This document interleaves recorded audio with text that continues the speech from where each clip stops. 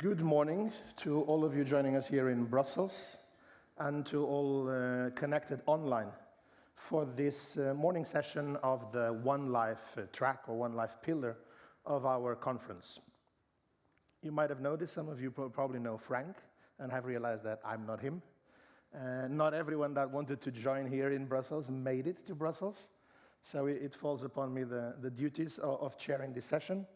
My name is Carlos Desneves. I'm the Director for Research and Internationalization at the Norwegian Veterinary Institute in Oslo, and also a professor at the Faculty of Medicine of the University of Tromsø. As I welcome you to this engaging session, and let me stress engaging, because I want to have just a very few key points that I need your help. And I need your help to interact. We're very pro use your mobile and your devices while you listen to the speakers. So use the app, the chat function, to ask questions. But as you will hear in a second, this session is a lot about also solutions. So not just questions, but your ideas, your suggestions for the big problems we have and that we will talk about. And we will use that as we go along. And if you're motivated as well, use the tweet, use your LinkedIn and OneEU 2022 hashtag, and don't be shy. So it's a pleasure to welcome you to this third day of the conference, or I could say day 835, because it's been 835 days today since on the 11th of March 2020, WHO told us all we are living in a pandemic. And I don't think it will be very controversial to say, and you will hopefully agree with me, a lot has changed in these last 2 years. And a lot has changed sometimes also for the better. We've learned to work differently, and that's perhaps why we have a lot of you digital and not here in presence. And a lot have changed in the way we look into infectious diseases, food systems, globalization, sustainability. And there's no doubt there's another thing that has been changing a lot. One Health. We'll talk a lot about One Health today, but for those that have been following this conference as well, you know, One Health was just a concept when we gathered in 2012. When we were in Milano at Expo, One Health was a topic. When we were in Parma a few years ago, One Health was suddenly a session. And right now, One Health is the name of the conference. So a lot has changed in One Health. I usually say that you can actually talk about the life of One Health just like we in Western civilizations talk about the years. BC, before Corona, AD, after Doomsday. And we are on the after Doomsdays, and we need solutions. So today is about highlighting some of the challenges we have on how we prevent, detect emergent diseases, how we tackle them. It will be about finding solutions on how we look into sustainable food systems that are also a key driver for emerging of diseases. And most important, how we put One Health to work. You've all heard this, that, you know, action without a vision is a nightmare. Vision without action is just a sweet dream. There's been a lot of vision about One Health. A lot of us have been dreaming for years. Now it's time to act, because we would really like not to get into the nightmares that we've been living for the last 2 years.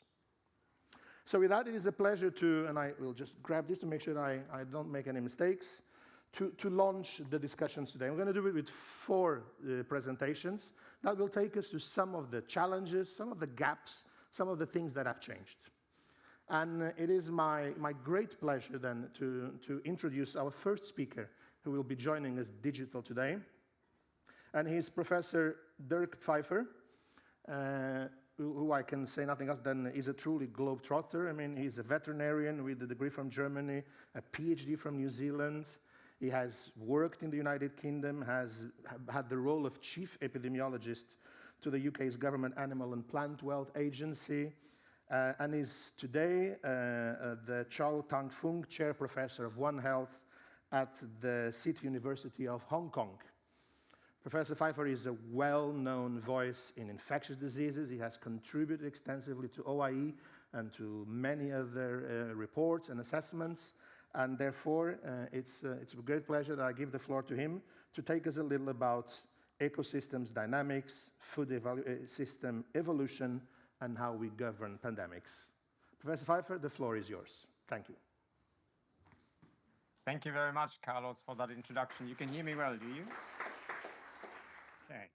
Thank you. Yeah, I've got 15 minutes, so I have to move on quickly to tell you a story for which I would like to use a lot more time.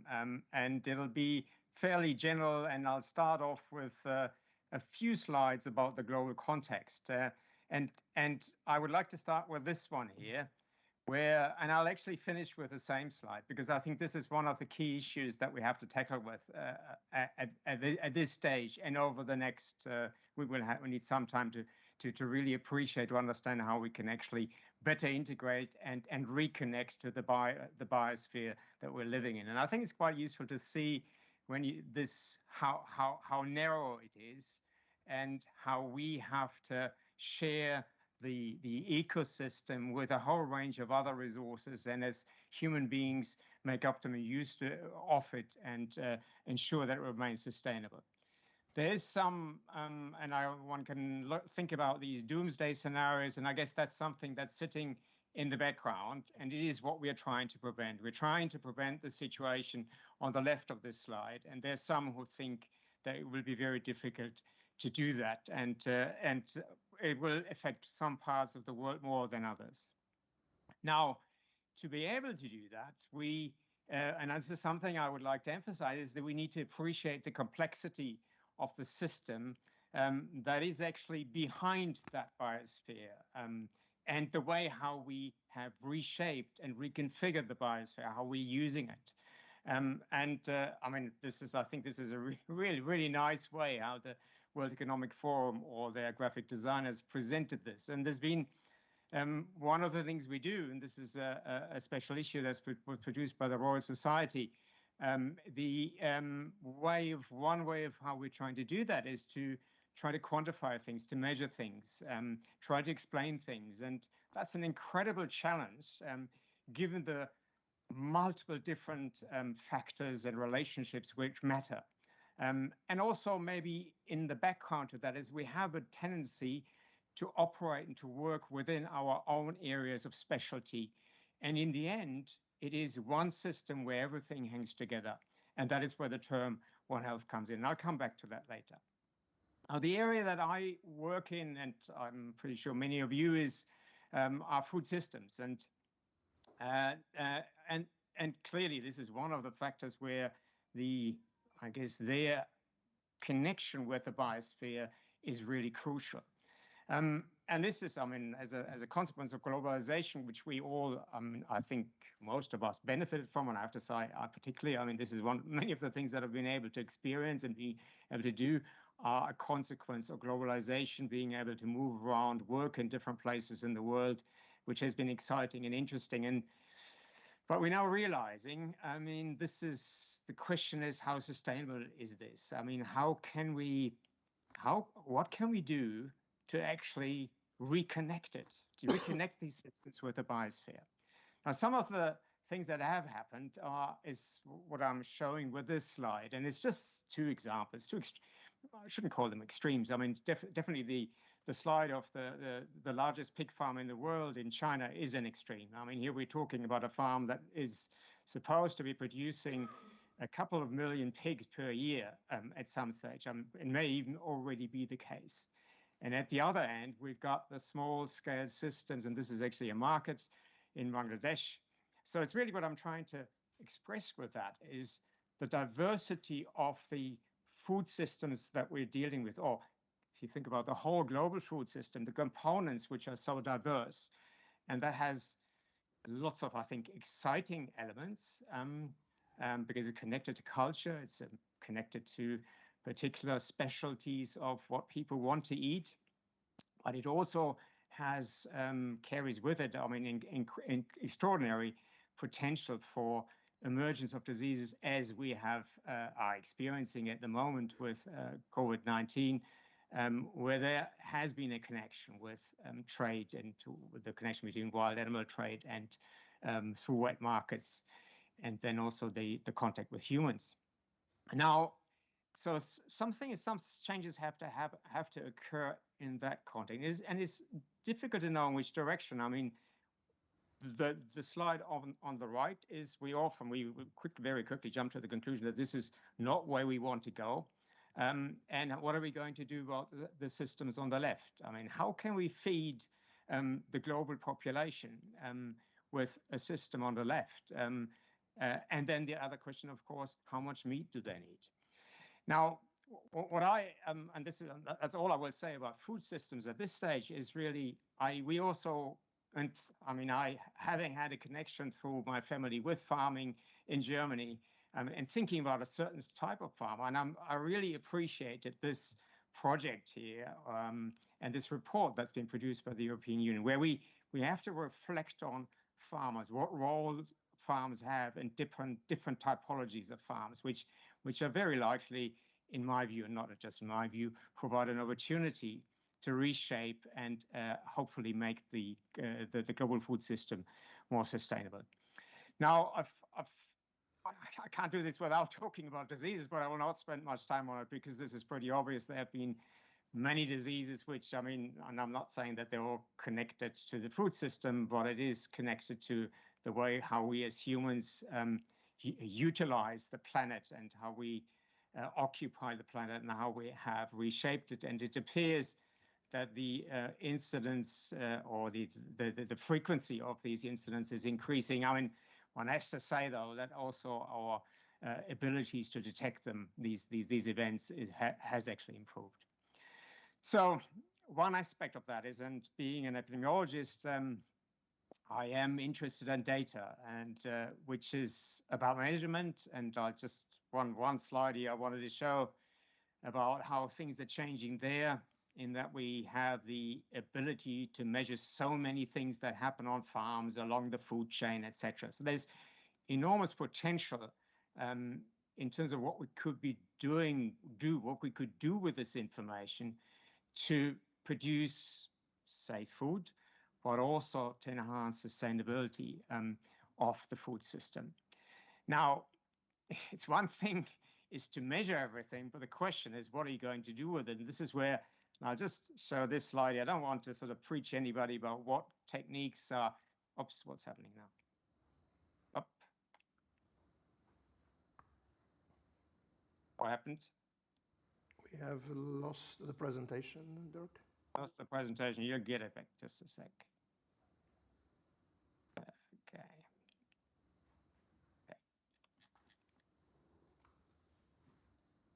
Just a sec. Up. Okay, yeah. Right. Okay, there we go. You can see it, right? Yes, we can. Okay, sorry about that. Anyway, I don't want to talk about the detail in terms of the different areas here in data science, but my connection has been with statistical science as an epidemiologist. But I've really learned over the years that we need to integrate better with social science, because the quality of the data is very much influenced by that, and also the understanding what data means has to be linked to people, understanding people. Computer science is relevant for dealing with large amounts of information, and then there's specific domain expertise, whether that is in relation to molecular issues, in relation to animal production, etc. And you can have also, I think the number of methods and techniques that we have available is absolutely extraordinary. And I won't go into detail with that, but what I would like to emphasize is that we also need to understand and think about the problems. It's the systems thinking that matters, and that's where these various, I guess, skills that I've listed at the bottom left here, which we need to emphasize, which we need to develop amongst scientists, but also when we're working with decision makers. So the data sits there, we're analyzing the data, we're trying to integrate it, and I'll have with the following, I just want to emphasize that aspect a little bit, the integration of knowledge and the translation into policy. And that's where the term co-production of knowledge is not, which is not something that I have to say I grew up with as a scientist, and to work in an interdisciplinary way. We did work in multidisciplinary projects, but to actually truly integrate, we found incredibly challenging. And the reality is, if going back to the complex, the Rubik's Cube that I showed you at the beginning, all these things are interacting, the social, the economic, and the cultural. that actually interface with or influence what happens in the biological context. And we need to appreciate that. And that will, then any interventions need to be based on interdisciplinary approaches that actually bring that information together. Now, to be able to work in an interdisciplinary context, I mean, one of the challenges is to actually understand each other. And that's one thing for me as an epidemiologist, to work with a molecular or a laboratory scientist, which may be already sometimes challenging because you use different terminology. But it's even harder if we are working with social scientists. And within that, we also then need to recognize where the boundaries of our personal and scientific expertise are. And we notice that it's quite interesting when you sort of hear people talk about COVID and giving advice to the public or to the government, where some people tend to stray beyond areas what are their scientific expertise, and then it becomes personal opinion. Something I actually noticed the other day, and this is sort of the link and the connection to the science policy interface, is the competences that we require amongst researchers and policymakers. And I was really excited to see that. I mean, these people, it's worthwhile having a look at that report. The skills that we have to train us, but also the next generation in, so that they are better able to connect science with policy. I just put up the joint risk assessment operational tool, something that I was involved with as part of the tripartite, which has been an attempt at adding an interdisciplinary, transdisciplinary approach to dealing with disease risks. To move on, final three slides. I mean, I can't do this without One Health and risk governance, and I'll just plugged it all on here. I mean, this is, again, the tripartite guide for addressing zoonotic diseases. I think is a very good way forward. It's actually combined with webinars and courses to help countries to consider these approaches. There's One Health, and I think the global approach with a quadripartite, which goes beyond what's actually on this slide here, is a very useful step forward. And I keep telling people, do not forget the Sustainable Development Goals. I mean, One Health fits into that. This is what, in the end, is the reconnecting to the biosphere will be about. And that leads us to One Health risk governance at different levels, including the global level. Finishing off with a slide of conclusions. Global context, I started off with that, the ecosystem being in danger, and we need to reconfigure the food systems. They're not sustainable. And we need to think how we can do this without, and obviously, I mean, it's the economic factors and the cultural factors, etc. And there's also this factor of globalization caught up in it. We've got lots of things that we can do. There's the data that I presented, an avalanche of information. Often quality varies a lot, and we need to use methods to extract useful information from it, appreciate the complexity of the systems that sit behind it, and the focus on the integration between the different areas, I think, is important, which is not something I have to say where I come from originally. I mean, working in the veterinary field, connecting with issues which are important to humans, but not necessarily what was relevant with the environment. And finally, I guess One Health risk governance, which requires an effective science policy interface. And I've having worked for EFSA on one of their panels for 9 or 6 years, about 15 years ago, I learned a lot. They are also working for UK government and about the complexity and difficulty and the challenges associated with that. And also recently being here where I am now in Hong Kong, how difficult it can be to maintain your also your scientific integrity. And I guess the aim has to be sustainable food production, keeping the SDGs in mind, and ultimately we need to reconnect with the biosphere. And I'll finish there. Thank you very much.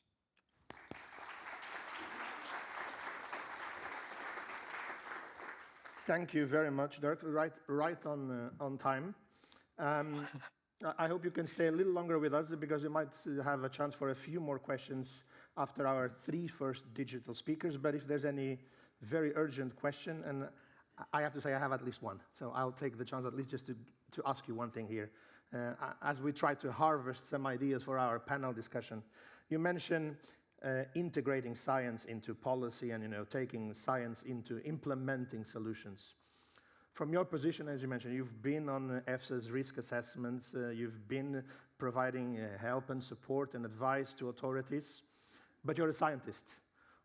What are the barriers? What do you need to make this work faster and more effective? Taking good science into action, well, and let me say in a One Health way, but what are the barriers? What are you missing?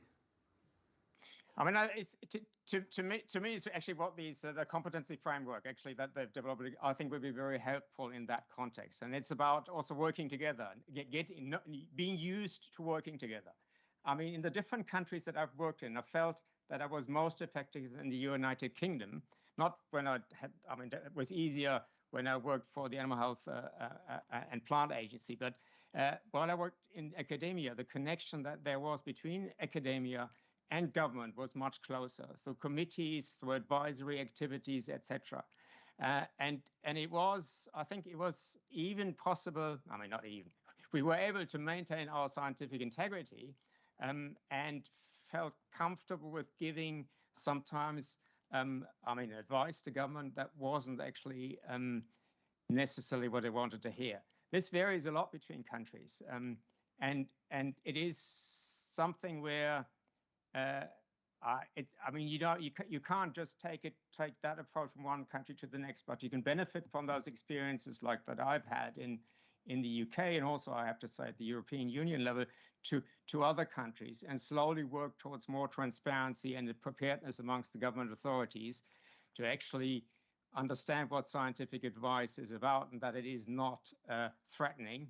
And that they, as government policymakers, they have to be able to actually integrate lots of different sources of information, which I think they themselves often are not trained to do properly. And we see that with COVID happening a lot. I think I've said too much. That was too much longer. No, anyway. Thank you very much. I'll note myself down here, distance between scientists and the policymakers.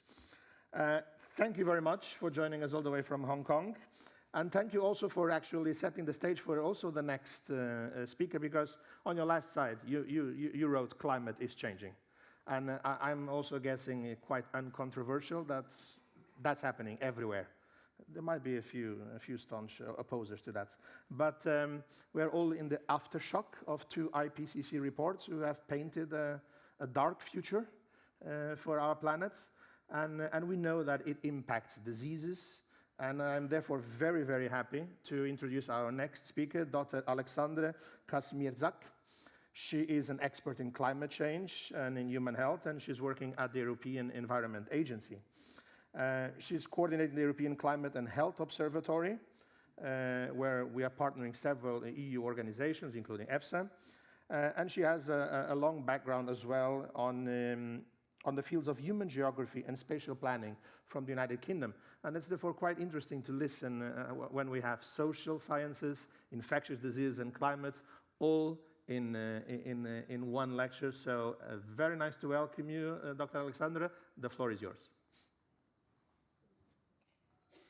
Good morning, everyone. Many thanks for the introduction and for the invitation to the conference. It's a pleasure to be here, and very warm greetings from Copenhagen. So indeed, I'm a bit of a mongrel by background, coming from geography and then moving to climate change adaptation, and now trying to educate myself on the aspects of human health. I'm going to talk about the impact of climate change on the presence and geographical distribution of infectious diseases in the European context. Just to say where I come from, I'm working at the European Environment Agency. We are an agency of the European Union, and our job is to provide a robust, independent information about the state of the environment to the decision makers at various levels, but also to the general public. We are very much a network organization working with our 38 member and cooperating countries. And what we're trying to be as well, because we're working not just with the public administration representatives, but also with scientists. So we're trying to be this interface between the science of policy that Professor Pfeiffer mentioned in his presentation as such an important role. I am coordinating the European Climate and Health Observatory. It's an initiative of the European Commission that was launched last year as the first action of the new EU climate adaptation strategy. It was launched in the recognition that our knowledge about climate change risks to human health and our understanding how to prevent and how to tackle them is still not sufficient. So what we're trying to do is to create a knowledge base for the decision makers on the climate change risks to human health. And we do that by bringing various organizations together. And those organizations are indeed coming both from the policy field and from the science field. So we have two directors general, DG Climate Action and DG Health and Food Safety. EEA, we have the European Centre for Disease Prevention and Control and EFSA on board, WHO Europe, Copernicus, so the system of Earth observation, but also we have the group of scientists from the Lancet Countdown group, a group of scientists working globally on the climate change impacts on human health. So what we're trying to do is to work together in the recognition that we are trying to address such a wicked problem that not a single organization actually holds all the knowledge or all the solutions to tackling climate change risks to human health. What we are looking at amongst the other themes are the diseases that are sensitive to climate change, and there are plenty of them. The infectious diseases in the European context that we identified with the colleagues from ECDC and Lancet Countdown are plenty as well. And they include vector-borne diseases such as chikungunya, dengue, malaria, West Nile virus, or tick-borne encephalitis, and waterborne diseases as well as foodborne diseases. Some of them are more influenced by the changes in air temperature, or in the case of Vibrio bacteria, for example, the changes in water temperature. Some of them are more affected by flooding, where flooding causes parasites, viruses, and bacteria from, for example, animal feces or soil to move into buildings or into contact with people. We are focusing mainly on the diseases that are being reported by the countries. The cases of disease are being reported by the countries to the ECDC. So we have then data and the knowledge about the incidence.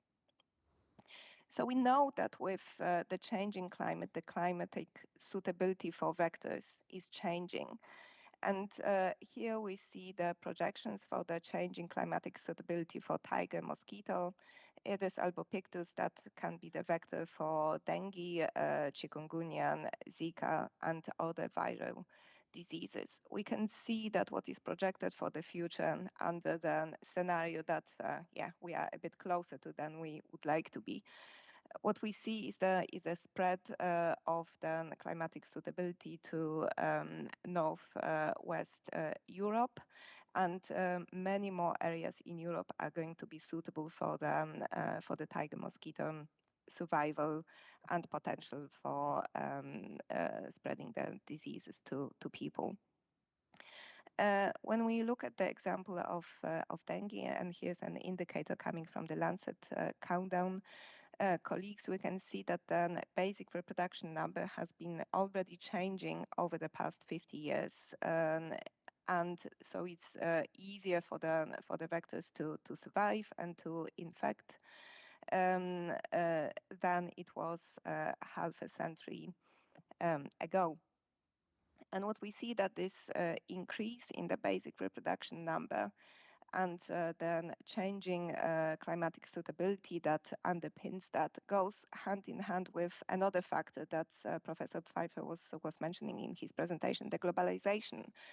Then travel to dengue endemic regions and people coming back to Europe and bringing it back to Europe can also facilitate the spread of the disease. And most of the cases of dengue in Europe are travel associated, but they've been increasing, of course, apart from the sort of COVID-related drop in the global travel, they've been increasing. So the increasing number of imported cases and the increasing climatic suitability in Europe can create a perfect storm for the disease to become more established.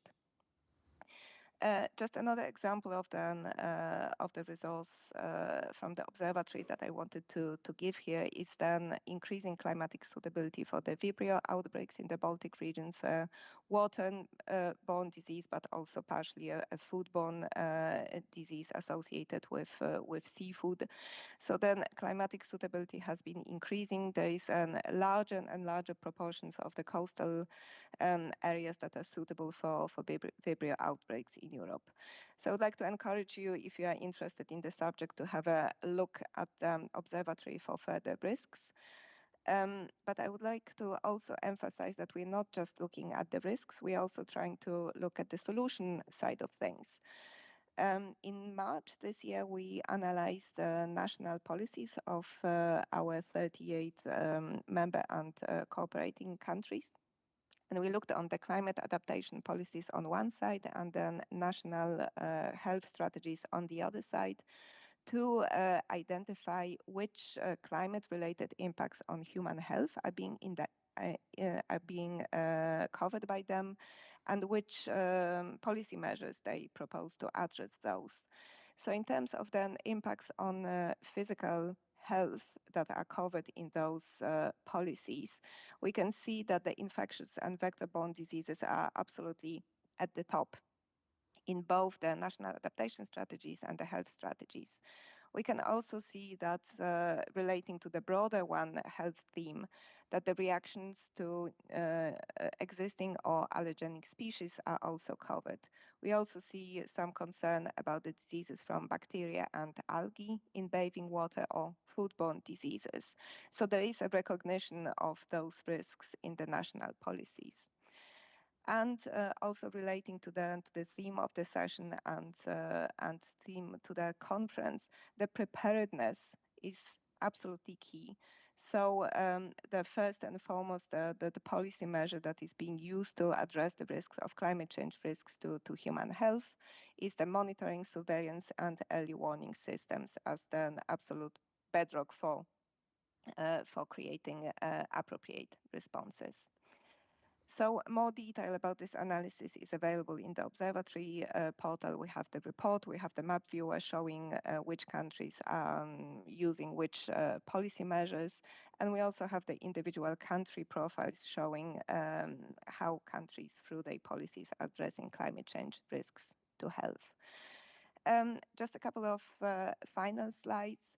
We also look at case studies of implemented solutions, ranging from monitoring and early warning systems to surveillance systems for various diseases, to interesting initiatives such as, for example, the Citizen Science project in Germany, whereby citizens can capture mosquitoes and send them to the appropriate authorities for identifications which species they belong to and whether they can be the vector for the infectious diseases, or indeed actual practical actions in terms of the vector control on the ground. So that's it from me, and I would be very interested to hear any questions, any comments, and I would like to encourage you to have a look at the observatory website or contact me at the email address for any more information. Thank you very much.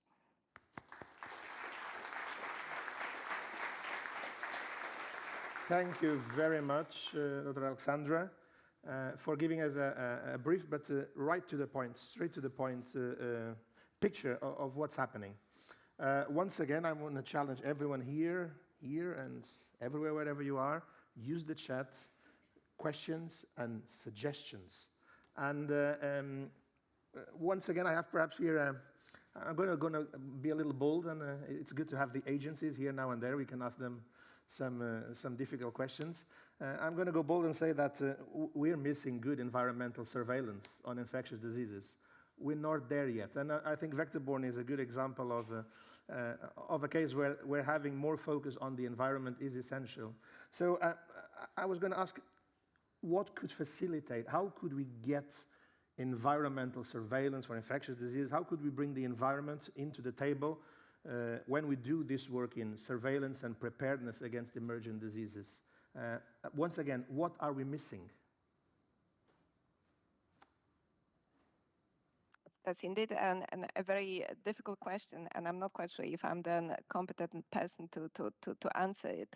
But I think drawing on the experience of the European Climate and Health Observatory is indeed bringing the various parties to the table and seeing what they can offer and what data and knowledge and which data analysis methods they can bring to the table. I think that there is a lot of knowledge out there, a lot of information out there, and sometimes it can be found in a bit of an unexpected place. So this example, for example, of citizen science and engaging people in monitoring the environment for risks is really picking up speed, and that is one of the modes that could be employed to bring the environmental knowledge in this context to the table. But I think that partnerships and exchange of knowledge and joining forces is one of the ways to go.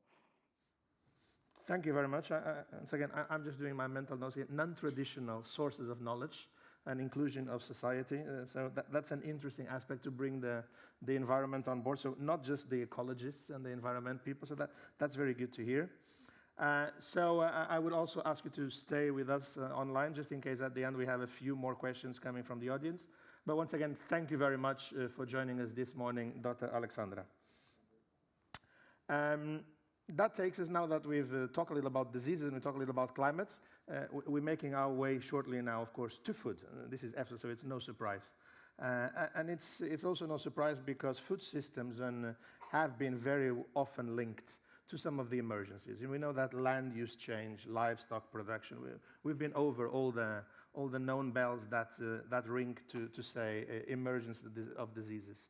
So it's good to take a little moment to think about sustainable food systems and how we can bridge and work differently within these fields. And for that, let's ask help from the experts. And the next one is Dr. Okello.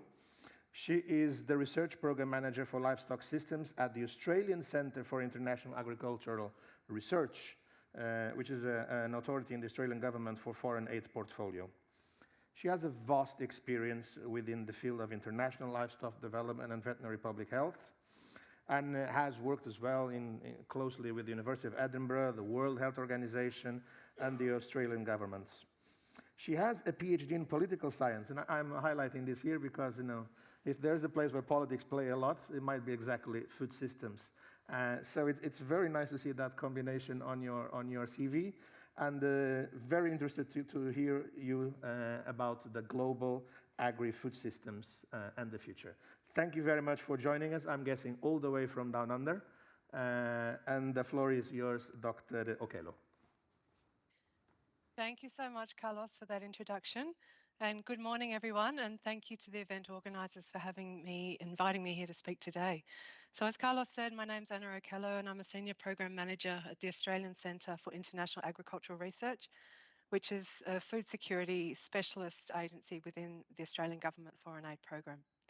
I'm speaking to you today from beautiful Ngunnawal country here in Canberra, and wish to acknowledge the traditional owners of the land which we're on today and pay my respects to elders past, present and emerging.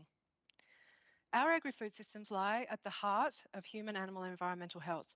And as One Health expands from a traditional, rather narrow focus on zoonotic diseases and pandemic prevention, we have an opportunity to rethink the ways that we can produce sufficient quantities of safe and nutritious food under a One Health approach. So how can sustainable farming and more resilient food systems prevent infectious diseases under One Health? First of all, I'm going to take a few steps back before we get to that question, because central to all good policy development and decision making is first to agree on the problem statement. What's the matter and how come? And then we like to take a step further, that what we at ACR like to call the so what question. So what's the matter? How come? And so what? Because once we internalise these problem statements through asking these types of questions, it becomes easier to apply some critical thinking around possible solutions. So in the case of the linkages between sustainable food systems and infectious disease, what's the matter? First, if we think of the three cornerstones of food security, safe, nutritious, and sufficient food, no one can argue we've done relatively well the last 50 years on the sufficiency side. Since the 1960s, the Green Revolution, characterised by high-yielding varieties of wheat, maize and rice, have increased global yields by around 50% since the end of the 1960s. What we need to get better at doing in the next 50 years or so is addressing the other two cornerstones of food security, which is food safety and nutrition. As we know, poor food safety causes infectious disease outbreaks in both humans and animals, sometimes even pandemics, as we're all too aware. The increased demand for food has resulted in increased intensification of our agricultural practices, including livestock production systems, in almost all regions of the world. The potential for disease spread, and in some cases crossing of species barriers, is always increased with agricultural expansion and intensification. For example, we've seen this: bovine spongiform encephalopathies, Nipah virus, and various enteric foodborne diseases resulting from contamination of food and water sources. Poor food safety contributes a huge burden to society, not just in terms of the cost to human and animal health, but also environmentally through food waste and the misuse and over-application of agrochemicals and antibiotics. Poor food safety also has significant socioeconomic impacts, obviously due to productivity and income losses, but also secondary longer-term developmental impacts, such as days out of school due to childhood diarrhoea. And finally, the foodborne zoonoses, such as Salmonella, Campylobacter, E. coli, and many of the zoonotic neglected tropical diseases, including bovine tuberculosis, brucellosis, fishborne trematodes, porcine cysticercosis, these are all a direct consequence of poor food safety practices in animal source food chains. So in that minute or so, hopefully we've all agreed on what the problem statement is. What's the matter? The matter is that poor food safety and hygiene practices from our food systems have long and far-reaching impacts on human, animal and environmental health and society more broadly. However, the issue with complex problems is that whilst all stakeholders may agree on the what's the matter part of that question, the answers to the how come and the so what can be vastly different depending on what sector you're representing, the overarching food culture of a place, trade and marketing systems, and even the geographical context. So from an economic perspective, the how come and the so what is generally presented as facts and figures.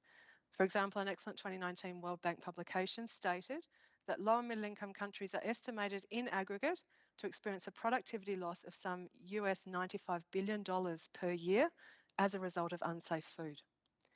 $95 billion a year just in low and middle income countries. Let's just internalise that for a minute, because part of understanding the problem statement is to conceptualise facts and figures in a bit of a different way. You know, it's very easy for us to read these things and keep on scrolling. I work in government, we read reports a lot. But so often, change and policy action comes from internalising the issues and seeing the evidence presented in different and more personalised ways. So how can we do this in the context of something like sustainable food systems? Well, let's start with that figure of $95 billion a year. How do we make sense of a figure like that? To do this, I'm going to show you a picture. Here she is, the Mona Lisa, one of the world's most famous paintings, sitting in the Louvre since 1797. When we think of the Mona Lisa, what words come to mind? Famous? When I think of something that I can't understand the value of, priceless, I think of art. But the reality is, in plain monetary terms, this painting is not priceless. It's valued, it's insured for a certain amount. And in the 2013 book, Paris, French historian Patrice de Montsin placed a dollar value on not just the Mona Lisa, but the Raft of the Medusa and the Venus de Milo, and in fact, all the contents of the Louvre, plus the beautiful buildings themselves, all for the bargain price of $45 billion. I say bargain price because this estimate, according to this estimate, you could buy 2 Louvres and all the contents every single year for the same amount of money that has been estimated to cost low middle income countries in unsafe food, in productivity losses due to unsafe food. Now, the book doesn't have great reviews, and I'm certainly no art historian, but my point is sometimes we need to just contextualise these types of facts and figures and the costs of these things to our systems in order to garner that collective action and agree on new and different ways forward. And let's have another look at our start figure of our global food system, which is food waste, which, whilst this is obviously multifactorial, food waste is also a consequence of poor food safety, either through contamination or food spoilage. So the 2021 UNEP Food Waste Index report estimated that around 931 million tonnes of food waste was generated just in 2019 as a consequence, or around almost 20% of global food production. However, again, this is hard to visualise. I don't know what 931 million tonnes of anything looks like, leave alone food. However, here in Australia, one way that our food loss has been contextualised is through a subject that speaks to the heart of many Australians, which is water. Anyone who's ever travelled to Australia or lived here, you know that we're very water conscious over here. After Antarctica, we're the second driest continent on Earth. So I was shocked to learn from a 2021 report on Australia's National Food Waste Strategy that between 2018 and 2019, 2,600 gigalitres of water was used to grow food that is wasted, or, as superbly reimagined by our Department of Agriculture, the equivalent amount of water in not just one Sydney harbour, but 5. This is the amount of water put into food that ultimately ended up in the bin in Australia in the 18-19 financial year. To me, this is mind-blowing. Now, I could go on giving random and mildly horrifying visuals. That's the amount of water. 5 Sydney harbours. I could go on giving random and mildly horrifying visuals as to the cost of inadequate and unsustainable food production practices. We could have shown photos of deforestation from space or biodiversity loss or amputees lined up on a diabetes ward. But the aim is not to horrify you or make us think that it's all too hard and we should just give up. Instead, these sorts of examples demonstrate why there is a rapidly growing rhetoric around the need to ensure greater sufficiency and safety and efficiency in our global food systems. Not just to alleviate human infectious disease, but for the sake of humans, animals, and our planet. And as has been mentioned already this morning, rhetoric is one thing, but how do we transform that into reality? What are some of the solutions? Well, I think anyone that attended any of the sessions at the UN Food System Summit last year would agree that there's many amazing people thinking about this and great solutions being put forwards. However, I'm going to focus on a couple that we are thinking about here at ACR. And let's start with the exciting and new ways at the very basis of change, our understanding of the food environment is being progressed. The European Public Health Alliance describes food environments as the physical, economic, political and social cultural context in which people engage with the food system to make their decisions about acquiring, preparing and consuming food. Understanding the food environment is a critical first step to global food systems transformation. Moving from these productionist narratives that have dominated the agricultural discourse for the last 50 years to a more holistic food environment perspective takes into consideration these issues such as infectious disease risk, nutritional needs, and people's lived realities, which help us become more cognizant and realistic about the trade-offs that exist in our heavily globalised and just-in-time planetary food system. But from an infectious disease perspective, the other advantage of a food systems perspective is that it also helps address this concept of risk, which is key to making food safer and key to preventing infectious disease outbreaks and potentially pandemics. Broadly speaking, from an epidemiological perspective, we know what risk is. Essentially, it's a measure of likelihood times consequence. However, what highly pathogenic avian influenza pandemics have taught us, and what diseases such as Ebola and COVID-19, and even a whole host of non-communicable disease control programs have taught us since then, is that it's not necessarily the risk itself, but the perception of that risk that is often a greater, longer-term driver for behaviour and policy change. In short, if communities or populations or financiers or policymakers don't perceive a behaviour or circumstance as risky, then it may as well not be in terms of making progress to address it. There have been numerous examples of this in my work in neglected tropical and foodborne diseases over the years. For example, I've been told by village elders that no matter if I die, I will still eat this food I'll still eat this raw meat because a man drinks and smokes and eats raw meat. So this is a good example of, unless we understand infectious disease transmission and risk from the perspective of those tasked with change, i.e. the producers and consumers in the communities themselves, we run the risk of introducing interventions or making policy that doesn't make sense. Or at worst, it completely goes against deeply ingrained gender, cultural and societal norms in our communities. For example, in the context of foodborne risks from animal source foods, in addition to meat inspection, a common control option posed as a way to reduce risk is to simply cook the meat properly. However, this is problematic as a solution if your religious beliefs, or indeed the very gods that you are sacrificing that meat to, do not like cooked meat. You go back to the intervention drawing board, or in the very least wonder why no one's listening to your carefully crafted public health messages. Placing the food environment at the centre of the problem statement of sustainable food systems can help us understand these deeply ingrained cultural, socioeconomic and political economy issues, regardless of the context. That same body of work I just mentioned from Southeast Asia raised fascinating insights about religion, ethnicity, gender division of labour within the infected communities that were integral to our design and implementation of this particular foodborne disease control program. And finally, I want to raise one last thing in terms of addressing the emergence and re-emergence of infectious diseases in our food systems. And this is a role that a food systems perspective can play to identify and better support the weakest links in One Health, which, let's be honest, are more often than not the veterinary and environmental sectors. It's often stated, and we've heard this morning, that we need to go beyond reactive measures in response to disease outbreaks to more preventative and prepared mindsets. But again, what does this actually mean in practice? What do we have to do? To my mind, at least, this means a complete rethink of the global agricultural production workforces to 2030 and beyond, including veterinary services. We need to move beyond language on capacity building to thinking about workforce. We need to think beyond equipment supply for abattoirs or laboratories to discuss infrastructure. And we need to think beyond standard operating procedures to better understand and talk about legislation and incentivise policies and trade agreements. And importantly, we need to internalise the myriad complex social and risk perception issues that farmers, vendors and consumers are facing when they're tasked with the surveillance and control of infectious diseases in their own communities. Because our first line of infectious disease defence is our passive disease surveillance systems. And by definition, these fall down the minute that a farmer, vendor or consumer cannot or is not inclined to, for whatever reason, report a disease outbreak.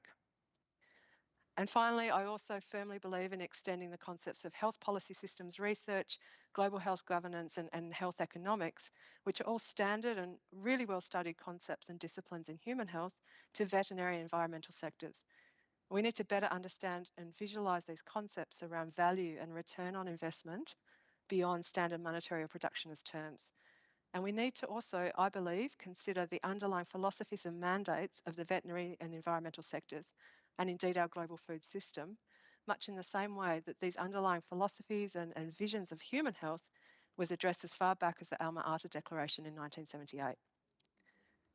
In conclusion, we only have about 7 more growing seasons left before time's up on the Sustainable Development Goals. We, as the collective global community, need to get our skates on. So to achieve this collective global action required to transform food systems and prevent future pandemics, we need to get better at understanding the multiple angles and perspectives to the broader business case for why safe and nutritious food is worth investing in, for the sake of humans, of course, but also animals and our planet more broadly. Thank you.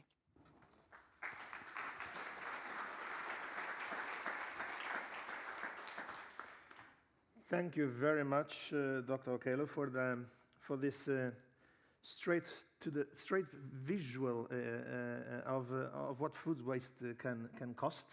I have to say, on a personal note, I'm very happy that you showed it, the relation between food waste and art. Because on our first day, our Irish colleague showed the relation between food waste and the size of our bellies. So I at least was a little worried, but fancy art I don't own that much of. So we have actually a few questions, and I want to perhaps challenge you on one or two of these already now. Here from Laura Higham. What is your view on the contribution of the regenerative agriculture movement in Australia and other countries to your food system priorities of sufficiency, safety, and efficiency? Excellent question. I mean, I think there's been an amazing contribution of the regenerative agriculture movement. We've seen a lot, conservation agriculture and sustainable intensification has been trialled a lot. It's been very successful here in Australia and some other places. But I guess there are places where maybe the conservation ag and regenerative agriculture still needs more understanding of the communities that live and work in these places. And I think in sub-Saharan Africa, for example, that's a good example, particularly where in dryland areas where livestock is one of the key sort of both nutrition but also livelihoods generator. And sometimes, you know, this trade-off between conservation ag and regenerative agriculture and the need to have feed to feed animals is obviously has been sort of you know, it's a trade-off. It's been a trade-off in the past. But again, I don't think these issues are insurmountable. And, you know, we think a lot here and we talk a lot about the food environment, and it gets back to, others have mentioned it this morning, it gets back to understanding how communities function, what their value systems are, and what the values are that are placed on their agricultural commodities. And once we understand that, we can think about better ways to make them all fit together. And indeed, communities themselves have very good ways of making their farming enterprises fit together. They're, you know, sometimes as practitioners, we're quite siloed. You know, we go into communities with a commodity in mind, but the farmers, particularly smallholders, which ACR focuses on, they're already managing quite diverse enterprises, and they're managing risk across different commodities. And I think when we're overlaying, you know, visions such as regenerative agriculture, CASI, conservation ag, sustainable intensification, we need to be mindful of these risks that smallholders are already sort of balancing. Thank you very much. I see the audience is starting to engage. Perhaps it's the morning coffee effect kicking in. So trying to keep here, look, I'll just ask you one more, and we might save one or two things perhaps if we have a little time after with all the presenters. But would an initial investment in large-scale, semi-closed ecological systems, greenhouses, where all aspects of plant insecticides and fertilizers can be controlled, would that help reduce costs? Again, I mean, it's not my area of specialization. I'm a livestock person, but, you know, I think any sort of intervention, you do need to understand the cost, not just from who's providing those things or who's investing in it, but also the cost in terms of opportunity cost for those communities. There's been a lot of talk of circular economies and, you know, waste management in circular systems. How do we manage pests and diseases in these types of systems? And certainly protected cropping and these types of initiatives have worked really well. At ACR, we've invested in these types of approaches in the Pacific with really good sort of outcomes. But it's context specific, and as long as we work with the communities and we understand what the costs are of those investments, and particularly we need to understand if we're subsidising, so as donors or government, if the public sector is subsidising the costs of some of these systems, which are ultimately at the end of the project or program is expected to be picked up by farmers, then we need to make sure those costs are built in realistically from the start of some of these interventions. Because that's personally what I've seen, and what we sometimes see in agriculture, is that things work really well while they're being subsidised, or you know, the donors are putting money in, or governments or whoever. But when farmers have to put that money in themselves, this is when things can change. So again, it's, you know, I think there's lots of examples where these types of closed systems, innovative practices in terms of, you know, protected cropping and disease and pest management have been really successful. Other times they haven't been, and it gets back down to those communities, at least in our experience in smallholder systems. Thank you very much. And so, as I said, we will leave it here for now with Dr. Okello, but thank you for joining us all the way from down under. There is, I've seen here at least one or two more questions, so you see the engagement is big, and we'll see if we have time to get back to some of those, but please keep asking and keep putting suggestions. We are recording everything that is being said. We've talked about infectious disease, we talk about climate, we talk about foods. Of course, last but not least, we have to talk about COVID. And there is a good reason to, because not everything is bad about COVID, and I'm very happy that the next presentation will perhaps highlight some good things that have happened in breaking barriers and working together and doing perhaps things that we wouldn't thought would have been possible just 835 days ago. So the next speaker is Dr. Paolo Calistri. He joins us from the Istituto Zooprofilattico Sperimentale dell'Abruzzo e del Molise, and where he is the head of the Veterinary Epidemiology and Risk Assessment Unit of the Italian National Reference Center for Veterinary Epidemiology. He has a long track record in putting science into risk assessment, but also a very long record in having solutions for problems. And today, that's all that is on the table, is exactly tools and experiences that we have gained from COVID-19 on how to monitor and how to prevent. Very nice to have you on the stage with me. So this is not a one-man show here today, and the floor is yours, Paolo. Thank you. Thank you. Thank you, Carlos, and thank the organizer to have given me the opportunity to report my experience, my story. The first slides, please. Okay. I want to start with this image. This picture is the Ministry of Health in Italy. You know, I'm a veterinarian. I'm a vet epidemiologist, and since ever, I would say since the end of the Second World War, the veterinary services is under the Ministry of Health. So you would say, perfect, this is One Health. What you want more? Unfortunately, it's not so easy. I mean, belonging to the same family really can facilitate the exchange and the collaboration. But to put the One Health in practice is another story. It's not enough to be in the same ministry. And today I would like to tell you a little story in relation to my last 2-year experience that changed a lot my life, and in which I can find a magic word, trust. So that will be a trust story.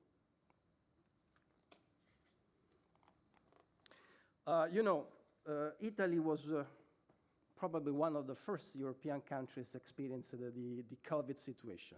That was completely new. And starting from March 2020, we start to be overwhelmed by the number of cases and, unfortunately, the number of deaths. And since the 8th of March, the whole country was in lockdown. And this lockdown still till the May, so big period. Almost immediately, the health authorities asked all laboratories, including the vet laboratories, like my institute is, to support the swab testing for the SARS-CoV-2. And we were immediately appointed, it was, I think, the 16th of March, to start doing this kind of work. You can imagine, we worked for testing the swabs for our region. That is not a big region. Abruzzo is in the central Italy, in the Adriatic Sea. Around 1.2 million of people there, but a lot of hundreds of thousands of tourists during the summers. And we start testing the swabs, coming from the hospital, coming from the preventive medical services, and so on. And we divert the whole activities, laboratory activities, just for testing the swabs.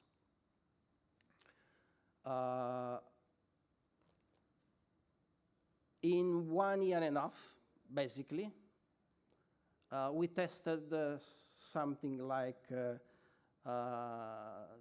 665,000 samples. We have some peaks. In some days, for some weeks, we tested almost 4,500 samples by day. So it was really a big effort. But the laboratory testing was not the only contribution that we give. Almost immediately, because they know our epidemiological skills on the vet side, they start asking us, when you say they, the medical sector, the medical services, to support in epidemiological investigation. This is an example. In April 2020, so 1 month after the emergency declaration for the SARS-CoV-2, we went in a village, in a small village, around 1,000 people, that was in lockdown for the whole month, with a lot of cases there. I mean, the people that you see there are my people, are vets, and working on the epidemiological unit. And we work together with the medical, with the physician, with the nurses of the preventive department, testing all the inhabitants there. Swabs and serological tests. And taking, you see, taking also interview to try to understand the main epidemiological, to collect the main epidemiological data about that. With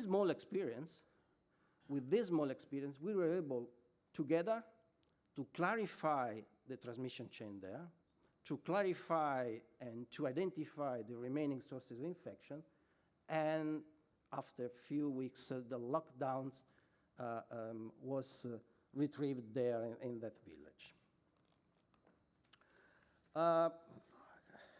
You say, we say that, I mean, this is like cherries. When you start eating one, you want to eat more and more and more. So the request on supporting in this completely new situation was more and more. So we start to work with the medical sector, local medical sector, to think about how COVID could be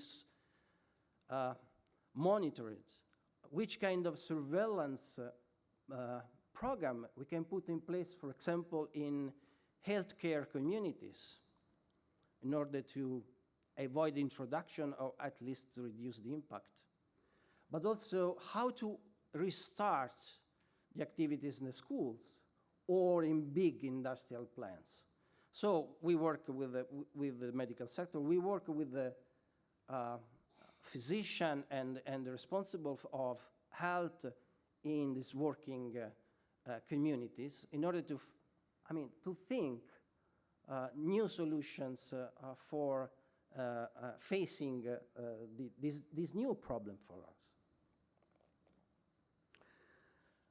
Then the story of variants. So at the end of 2020, in December 2020, we start to identify the first cases of the Alpha variant. And since then, the surveillance, what we call now the genomic surveillance of variants, is one of the pillars of the surveillance for the SARS-CoV-2. But this is another example.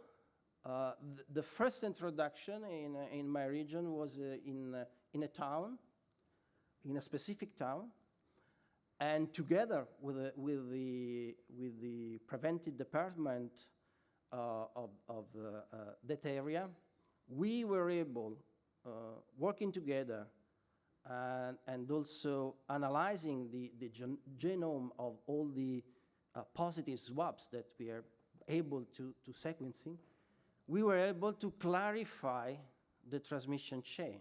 For example, in that specific village, we know now that we have 2 distinct introductions of the Alpha variant.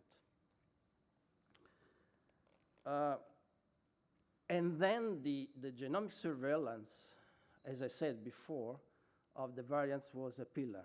So we sequencing together with the medical laboratories something like more than 10,000 swabs. We built together a platform. This is just few images for the platform in order to have the possibility to share the data with all the medical communities. So, at the end, after these 2 years of collaboration on SARS-CoV-2,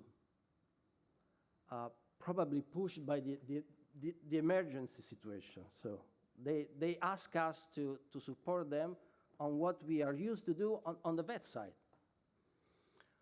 But what has remained? Is remained what said Dirk Pfeiffer in the first presentation. The use to work together. Today, when a new problem, a new situation is coming out, it's so natural to look at the other and see if the other can support, can give an help. I give you really a practical example on that. Last February this year, in that area of my region, the medical sector detected some strange cases. It was strange because it was concentrated in just one place at the very beginning, around 10, 15 cases in old people, encephalitis, arthritis, fever. I mean, it was a strange clinical picture, not suggesting anything specific. And then they isolate a streptococcus from one blood bag. And for them was something strange, new. They didn't realize if there is any connection on that. So they ask us to help with our laboratories and with our capacities. And we start to sequencing the streptococcus. We were able to identify in a more precise way. It was the Streptococcus zooepidemicus. So we start thinking about the possible sources. We thought about milk or milk product. We went back to our recordings about results of testing for on milk or milk product for the farms in the same area, and bingo. We discovered that 4 months before, in a farm producing cheese in that area, we had isolated a streptococcus. We sequenced that, and we discovered that was identical to the same agent isolated from the human beings. And then, of course, all the other investigation about the veterinary services in the farm, in the shops, okay. All this story happened in 1 week. Probably without the use to work together, the clarification of this situation would need weeks, weeks, and weeks, and weeks. And now many other initiatives are in place. We are working with them for antimicrobial resistance programs within the hospitals. That's completely new for me. Or the diagnosis and surveillance of encephalitis of suspected viral source. That's something that I discovered, a serious problem and a serious challenge also for the laboratories in the hospitals.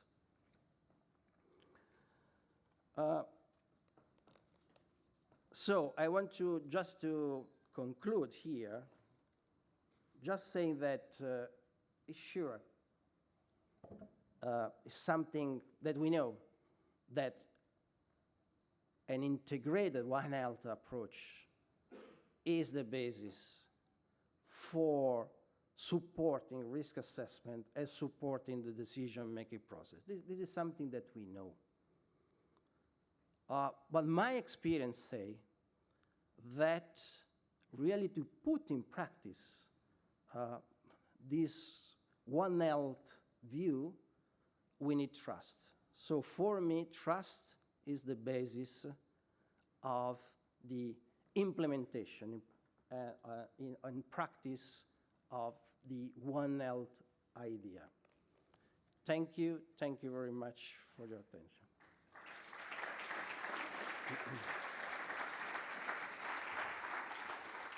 Grazie mille, Paolo. I was going to suggest, there is one question at least already here, but I was going to suggest that we go to the next speaker, and then the two of you can join here for the last few questions that we may have. But thank you very much. And this is also because the next lecture, we continue on COVID, and we continue this trip. I mean, we've already been to Australia. Now it's time to land back home. So it's time to get back to Belgium. And the next lecturer is Professor Geert Molenberghs. He's a full professor of biostatistics at Hasselt University at KU Leuven. And he's been working on longitudinal and incomplete data methods. And once again, without a doubt, COVID has brought data sharing, data production, data analysis to the front line of discussions. So it's also very appropriate that we end with a reflection from an expert on data. Thank you for joining us today. The floor is yours, Professor. Thank you very much. It's my great pleasure to be here, and I'm glad I made it to Brussels, but that has to do with, in spite of all the strikes, but that has to do with the fact that I live 23.4 kilometers away from here. So indeed, let me reflect a little bit from the perspective of a biostatistician, epidemiology also, if you want, but also from the perspective of somebody who has had to serve and is still serving on advisory bodies for the government, and related to that also had to communicate with the public.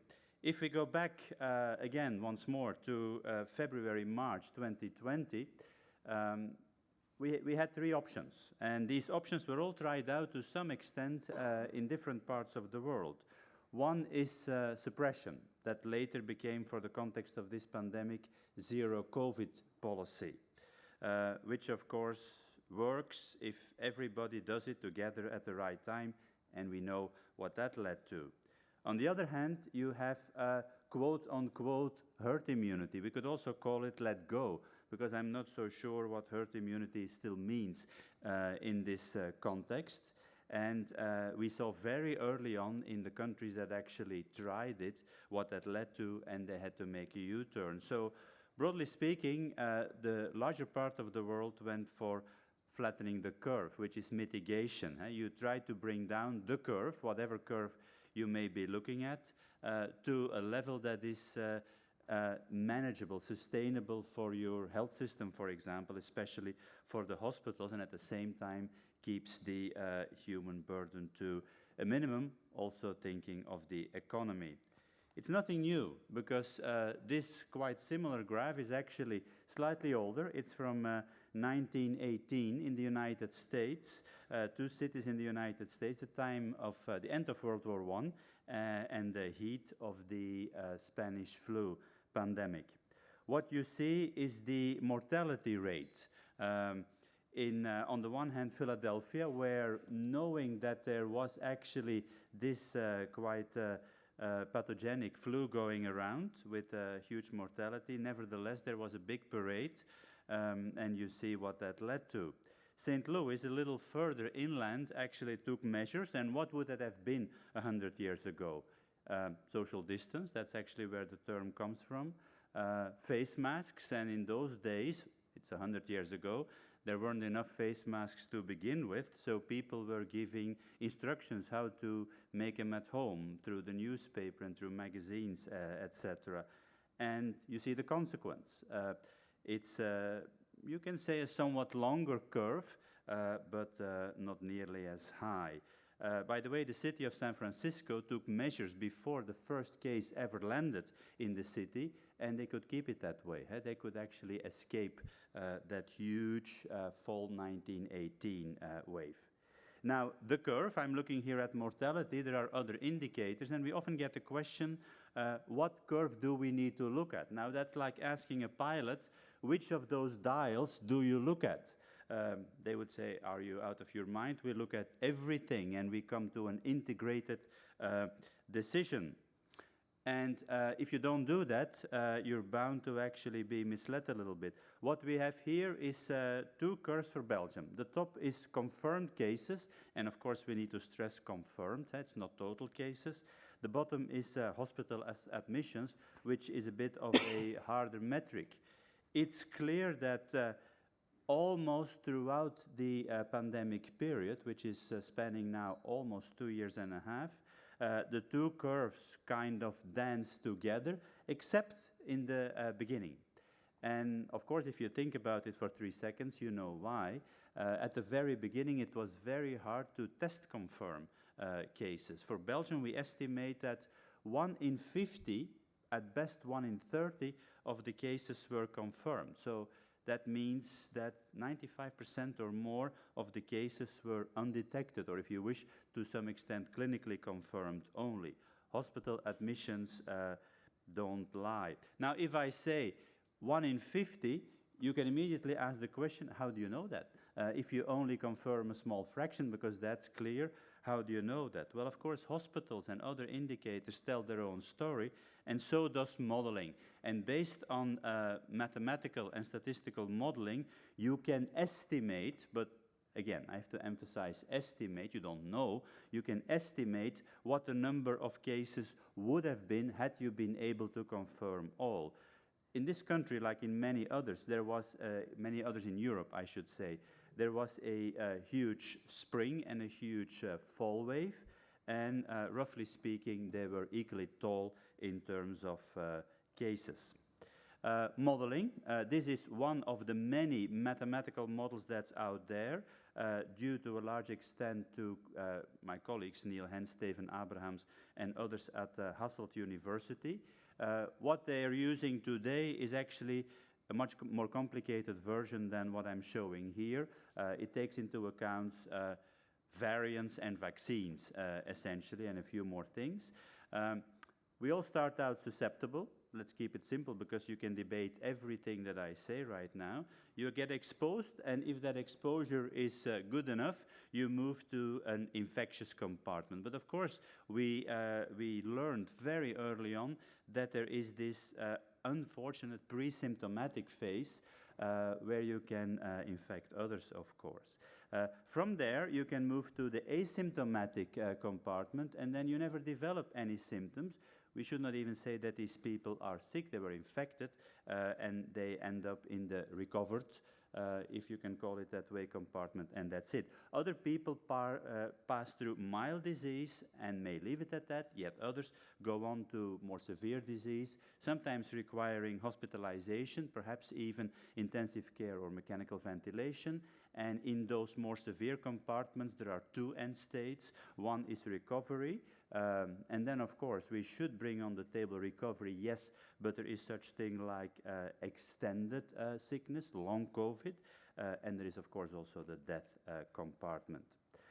So based on these models, you can, of course, model what's happened in the past. And that's scientifically very interesting, but, of course, from a policy perspective, it's very relevant, especially in the heat of the moment, to predict, or rather to develop scenarios of what is coming next. So let me forward a little bit from the spring of 2020 to the summer.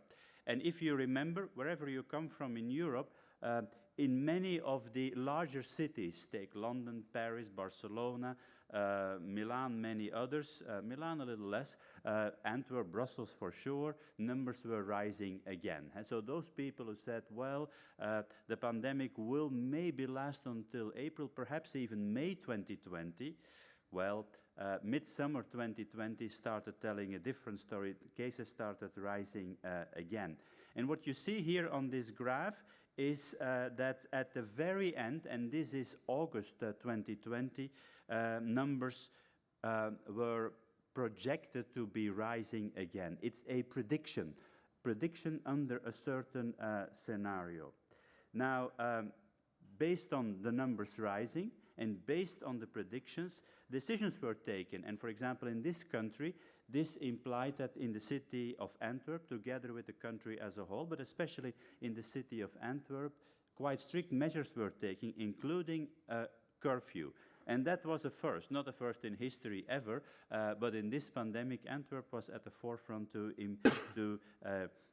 impose a curfew. And what you see is that here, a set of curves representing the major cities in this, after all, small country of Belgium, like Liège, Charleroi, Ghent, but also Brussels and Antwerp. You see that the Antwerp curve takes off. It separates from the others and starts rising towards something that is going to look like Mount Everest, but then stops midways and becomes the Table Mountain instead. That's the effect of the curfew. So after a short plateau period, the curve starts declining again. And then they all go up again. That's but the curfew was over, measures were lifted, and the rest is, well, the lead into the fall of 2020 peak. At that point, there is a climate change. And I'm not talking about the global climate change that we heard before, but there is actually a political public opinion climate change. The rapid rise that you saw, the dramatic rise, if you put that next to the first and the second big waves in spring and fall, it's actually not so high. You see only a little speed bump rather than a hill in hospitalizations over the summer. And that's, of course, successful prevention, but we all know about the prevention paradox. Was this all needed? Hey, is this everything that we have seen and we had to undergo such strict measures?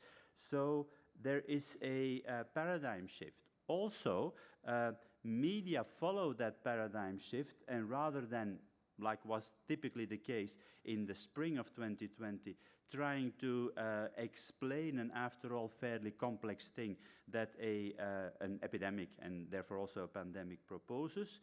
There is the fishing for scoops, of course. The climate changes towards living with the virus rather than even mitigation, let alone suppression. The advisory bodies change accordingly. And the rest is history, we say, because we had a huge fall wave in 2020 with even more people in intensive care in the fall than we had in the spring here in Belgium. That happened in other countries as well. The Czech Republic, for example, but in yet others like Italy. Italy was kind of brought nicely to the forefront as a very severe first hit country in Europe. But doing well for the rest of 2020 and I think also for 2021. There is the somewhat underexposed role of the Spanish variant, because after we start thinking about Alpha as the first, well, why wouldn't we otherwise? But there was the Spanish variant, of course, also in the summer and therefore in the fall of 2020. For simplicity, we all refer to it as the ancestral or the wild type or Wuhan, but actually there is a difference between spring and fall. Another metric that I haven't mentioned so much in the context of COVID now is mortality. And if one topic is giving rise to heated debate, apart from proposing measures and non-pharmaceutical interventions, that is mortality. I'll put Belgium a little bit in an international perspective for a moment, but against the background that in a typical year, so 2019 and before, Belgium has, with a population of 11.5 million, about 110,000 deaths a year. 20,000 COVID deaths in 2020 is not nothing. If you look at that, it's the highest increase in mortality percentage-wise since, guess what, the Spanish flu. So you can happily jump over World War II. You don't get to those numbers, not even in May 40 and May 44, which were very deadly war months. That number, 20,000, actually sustains to a large extent if you replace it by excess mortality, which of course we could gauge from 2021 onwards. 85% of the COVID deaths, that number at least represents excess mortality. Numbers are a bit better for 2021, but still 8,500 COVID deaths, of which only now 2,500 rounded are excess mortality. And what it is for 2022, we will talk about next year. Life expectancy in 2020 decreased by 10 months, but basically restored in 2021. And not surprising at all, the excess mortality rose percentage-wise with age in 2020, but not anymore in 2021. There, yes, the highest excess mortality was in 65 to 75. But above that age, there was little or no excess mortality, and there is only one reason for that. That's the vaccine program, which was very early on applied, well, early on for EU standards in the oldest age groups, but just not fast enough in the 65 to 74 to curb the fall 2021 now wave, which we also had, the alpha wave. Deaths per million. This has been a hot topic in this country and many others ever since, at one point, the then President of the United States, whose name I can now not remember, pointed to a flip frame where the United States was second only to have Belgium even before, number of deaths per million. And admittedly, if you looked at it from that perspective at that time, this was correct. But of course, different countries have a different reporting style and habit and legal framework, etc. Oxford University already in May 2020 applied correction factors to the COVID-reported deaths per million. And then you see that for Belgium, actually, the number goes down a little bit, whereas for Spain, the number had to go up. It has to do from one country to the other, whether only test-confirmed or also clinically confirmed cases are reported, whether it's only hospital mortality or hospital plus nursing home mortality, etc., etc. But it is true that on the left-hand side, we have 3, and in some cases even 4-digit numbers, whereas on the right-hand side, we have a number of countries then. This is always, this metric requires a snapshot at a given time point, and this is July 31st. In some countries to the right, it's a single digit. And yes, you find countries from Europe, both left and right. It's always good moving into gently vaccination also to think a little bit about what enemy are we facing. And here is a little thought experiment. It's a thought experiment because during the pandemic ongoing things, the climate changes, but just imagine that you have a naive population for influenza to begin with. 4 people are infected and infect others, first generation, and then yet others. And you go down 10 generations, you'd have something like 700 people infected. You do the same with the wild type of COVID, SARS-CoV-2 I should say, and then after 10 generations, it's 350,000, a good-sized city that's infected. For the Alpha variant, the same exercise leads to 50 million, and you see what happens with the Delta variant. It would have been 5 billion. And with Omicron, you run out of people on the planet to do it. Of course, it's a thought experiment. We are far away and never will go back to a fully naive population. And before this happens, of course, measures will be in place. Even if governments don't do it, people will observe measures themselves. So that leads us into vaccines. We developed the vaccines for the wild type, and you see how the weather has changed. Whereas there is a trickle with influenza, a good shower with the wild type, it's a huge hurricane, if you wish, with the later variants, yet the vaccines still work to some extent. Now, very often in media communication, people want to know, do vaccines work, yes or no? Now, that's a very difficult question because first, it's a multidimensional problem, of course. What do you mean? Do they work against transmission or infection? They're not even in clinical trials developed for that. We hope that as a beneficial side effect, that also works. But the real primary endpoint is most often symptomatic disease. And then secondary endpoints are everything that comes next: severe disease, hospitalization, requiring intensive care, mechanical ventilation, and ultimately mortality. There is the activity in a clinical trial, the efficacy, but of course what is most important is what does it do in the general public? Quite apart from the side effects, of course, that need to be monitored very carefully, and which is on the agenda of many parties, including also the European Medicines Agency, the Food and Drug Administration, etc. Of course, one of the things that people look at early on is immunity, antibodies. But we should be very honest and know that until now, it's not completely clear what is now a good correlate of protection. Is it humoral immunity? Is it cellular immunity? Is it a combination of the two? And all of that against a moving target, going from the wild type all the way to now our good friend BA5, who is making headway. To conclude, one little figure about vaccination that we have for this country from the early days of the vaccination campaign. At the top, you see the increasing vaccination coverage in healthcare workers, both in hospitals, that's the red curve, and in nursing homes, that's the green curve. And at the bottom, you see how their infections are going down, their incidence is going down compared to the dotted and the dashed line, which is the general population and the general working population, completely against the tide of a rising wave. You see it was going down there. Early successes of the vaccination campaign.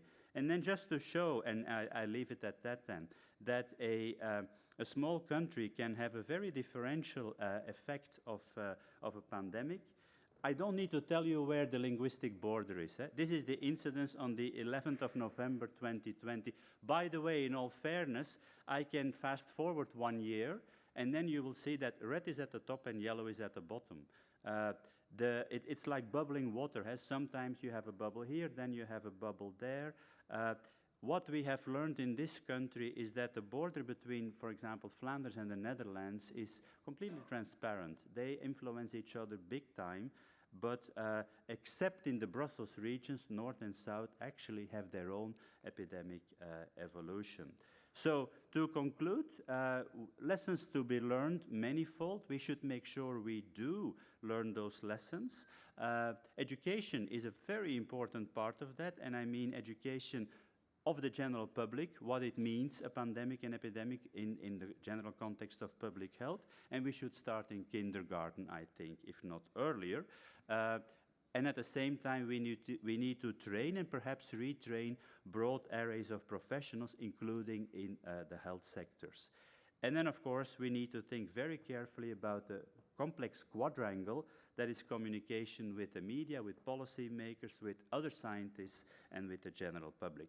Thank you for your attention. Thank you. Thank you very much, Professor. So if you could join here, and Paolo as well, we have still 5 minutes, so I want to thank all of you. You were impeccable keeping the time. And it leaves us a time here just to answer 2 or 3 questions. Please take a seat. There are some microphones. And there's also a question still for some of our online speakers as well, so we'll try to go short on the answers and make sure we can cover a few. And I wanted to start actually there with you, Paolo. There's a question there. Which animal diseases have been less monitored due to the increase of SARS-CoV-2 activities, due to change in priorities, and do you agree with the priorities made? It's coming from Søren Nielsen. Is it working? Yeah, it is working. Close to the mouth. Good question. I mean, in our experience in Italy, I mean, you know, but also in many other countries, all activities in veterinary field that were not considered urgent were stopped during the first at least 6-8 months in 2020. Really, we had some probably some impact of this stop for some eradication plans, especially in the south of Italy in relation to brucellosis and tuberculosis in some farms, because, you know, the work and the visiting and taking samples at farms was slowed, and we had this probably we pay a little bit in more cases in the following period. I don't know. I'm not able to answer if I agree or not. I mean, we're no choice at that time. that is an acceptable answer. Move towards a question here for Professor Molenberghs, and it's a long one, so I can read it. Uncertainty is due to modeling, and the reported numbers are, from a scientific point of view, important to calculate and communicate. Do you have, according to your experience in Belgium, the feeling that policymakers and the citizens care about the uncertainties carefully calculated? Would this uncertainty influence trust in the tools and in the models? Yeah, it's a very good question, and I think there is a differential answer depending on who you're talking to and what the intentions are of the other side, because of course when you transmit a message, there is also the receiver. I think first of all it's our duty to communicate what we know and what we don't know. I mean, uncertainty is the life and times of statistics. Now, for some people, and that's, I think, a minority after all, but for some people, just the very fact that a statistician communicates is enough to mistrust the message. That's something you have to realize, and that's one of the reasons why it's very important that policy work, advice, comes from a multidisciplinary team. That's, of course, very important in the first place, but especially in a pandemic, because not a single person, not a single profession is able to tackle a pandemic. That is group work. Nevertheless, it's important to keep communicating what you know and what you don't know. For example, how high is the BA5 wave going to be in European country X, Y, and Z? I can tell you for Portugal, but that's the only country, because there the wave is at this point over, it's going down, so we can just read it. What it will be for Belgium, for the Netherlands, for France, for Czechia, and for Estonia, we don't know at this point. We can have scenarios and come up with ranges, with plausible ranges. Now, if you want to I think that registers with many people, and I think there is a general trust in scientists who are honest about what they know and what they don't know. But of course, we all know that there is fake news bubbles, there are social media bubbles, etc. And this, of course, is an open door to mistrust science, and that's something we have to live with and work on. Thank you very much. If we still have Aleksandra with us online, there is here a question. Are you there, Aleksandra? I am indeed. Very good. A question from Pablo Garcia. Seeing that it was already known to science that something like SARS-CoV-2 was coming, but still we were not prepared, how could you make sure that such warnings from the observatory, so I think he's also the environmental perspective, will be taken into account next time? Just to say that the observatory does not produce early warnings as such. We have a collection of early warnings that are produced by the responsible institutions on the website. I think that in general, the COVID-19 situation has been a wake-up call, putting the infectious diseases much higher on the political agenda. And I think that then climate change risks to human health in general are climbing slowly up the political agenda. Recently, there's been done a communique from the G7 health ministers, really emphasizing the need for resilience to pandemics, but also resilience of healthcare systems to the changing climate. And I think that investing in the preparedness of the systems, investing in testing, stress testing the current systems, and really taking it on board would really help. There's plenty of developments in the pipeline, including, for example, the stress testing of national healthcare systems against a number of stressors, including climate change, but also other factors that can help to test the preparedness. And hopefully we've learned our lessons, and we will actually put the measures recommended through those stress testing methodologies in practice next time. Thank you very much. We are right on time. So I want, first of all, to thank all of the 5 speakers this morning. They have brought us problems, gaps, challenges, barriers, solutions, happy, successful stories. And they open the door now for a discussion after the coffee break. But it's not just a coffee break I'm sending you all to. It's a moment to do some brainstorming. So your mission, should you decide to accept it, and please do, is when we come back, we'll have a discussion. How do we get One Health to work? How do we put the solutions in place? How can I, as I mentioned in the morning, how can I stop dreaming and actually working and avoid another nightmare? But let me make the task more difficult. One person in the audience has put a very good statement there. How do we also make this work in lower medium-income countries where the lack of infrastructure, war, collapses, economy problems can make all of this a very different story? So with those 2 tasks, I wish you a good coffee break here in Brussels, back at home, and please join us again at 11:15 for our panel discussions. To all of you, thank you very much. Ladies and gentlemen, the session is about to start. We kindly invite you to go back to the meeting room and to switch your mobile phones to silent mode. Thank you.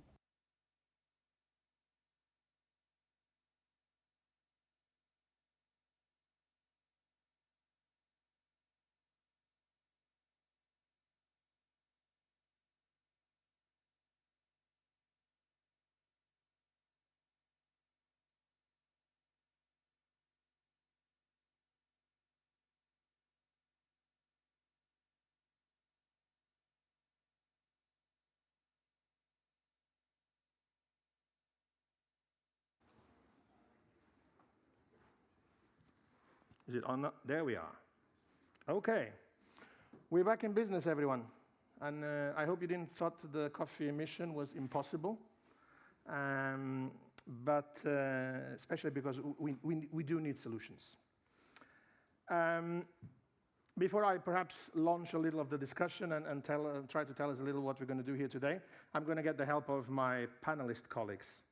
And hopefully I'm going to help of all of you keeping active on the chat. I see you're already answering each other and commenting on the solutions. So please keep doing it because we're saving all the information. But so without further delay, let me introduce to you our panelists of today.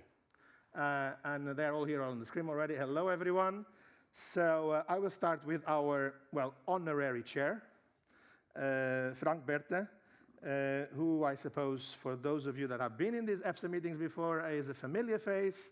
He was in EFSA for several years, also a truly international profile, graduating in France with a doctorate there as well, and then working in the Pasteur, moving through EFSA, been to Canada, and is joining us now as a One Health expert as well at the World Bank, and is a known face, a known voice for transforming One Health into action. So very nice to have you, Frank. You didn't make it to Brussels, but you're here, I can guarantee you. Welcome. Then on the other side here of the screen at least, we have Professor Ilaria Capua, full professor and the director of the One Health Center of Excellence at the University of Florida. Also a strong known voice for One Health and for circular health. We will tease her soon with the circular health story. But a veterinarian, we had Anna, remember Anna had the PhD in politics. Here we have also a politician. She's been in the Italian parliament and is a well-known scientist, virologist, book author, and it needs no more saying. Welcome to the panel as well, Ilaria. And in the middle, we have Angus Cameron. Dr. Angus Cameron is the Director General of Ausvet Europe, a One Health epidemiology consulting company based out of France and part of the Ausvet group based in Australia. Angus is an epidemiologist with strong interest for surveillance and health information systems, livestock and traceability, epidemiological data, and a broad experience also in the low, medium income countries that we talked just before we broke out for lunch, for the coffee, I'm sorry. So this is it, people, we are already here. And we had a morning where we heard a lot about challenges. We heard somewhat about gaps. And we started listening to solutions, ideas, and some success stories, like the one shared by Paolo. So I think we gave a very quick picture of drivers that are behind the emergence of infectious diseases, drivers that are related to the way we produce foods, drivers that are related to how we look into the challenges of climate change, of globalization, but not least also related to how we talk to each other, work with each other, trust in each other. And now it's the time, as I mentioned, to take the dream, take the vision into action. Perhaps like many of you, I've been one of those dreaming about One Health for a long time. And I'm going to be honest, when you dream about something for 10, 12 years or more, you start to have some allergic reactions to some things. And I'm a little allergic to the Venn diagram. These, the three little circles that at least we scientists have been spending a lot of time about, and that actually only connect in a very tiny little bit. And I remember once an economic professor, why should I put 100 million in that diagram where it's going to be used right only on the little bit on the center and everything else is outside? So it's nice to see that EFSA has decided to put all the circles on top of each other. So it might be a little closer. But today I want to take One Health into another diagram. So no Venn diagrams, let's go into the puzzles, because I like puzzles. And this one should be an easy puzzle. It only has 4 pieces. But I think you will agree with me that it's much more difficult to get these pieces together. And they are, puzzle piece number 1, to get to One Health to work, public governance and funding. Puzzle piece number 2, private sector and funding. Puzzle number 3, scientists, science networks, many of us. And last but not least, puzzle piece number 4, society. And I'm going to say that until these 4 pieces get together, One Health will not work. And my first challenge then, as we're going through this panel today, is to, of course, ask my colleagues, and I will get the chance as well to say something, to look into One Health, into how we get One Health to work and what are the barriers to One Health from these different pieces of the puzzle. We'll do this in 2 rounds.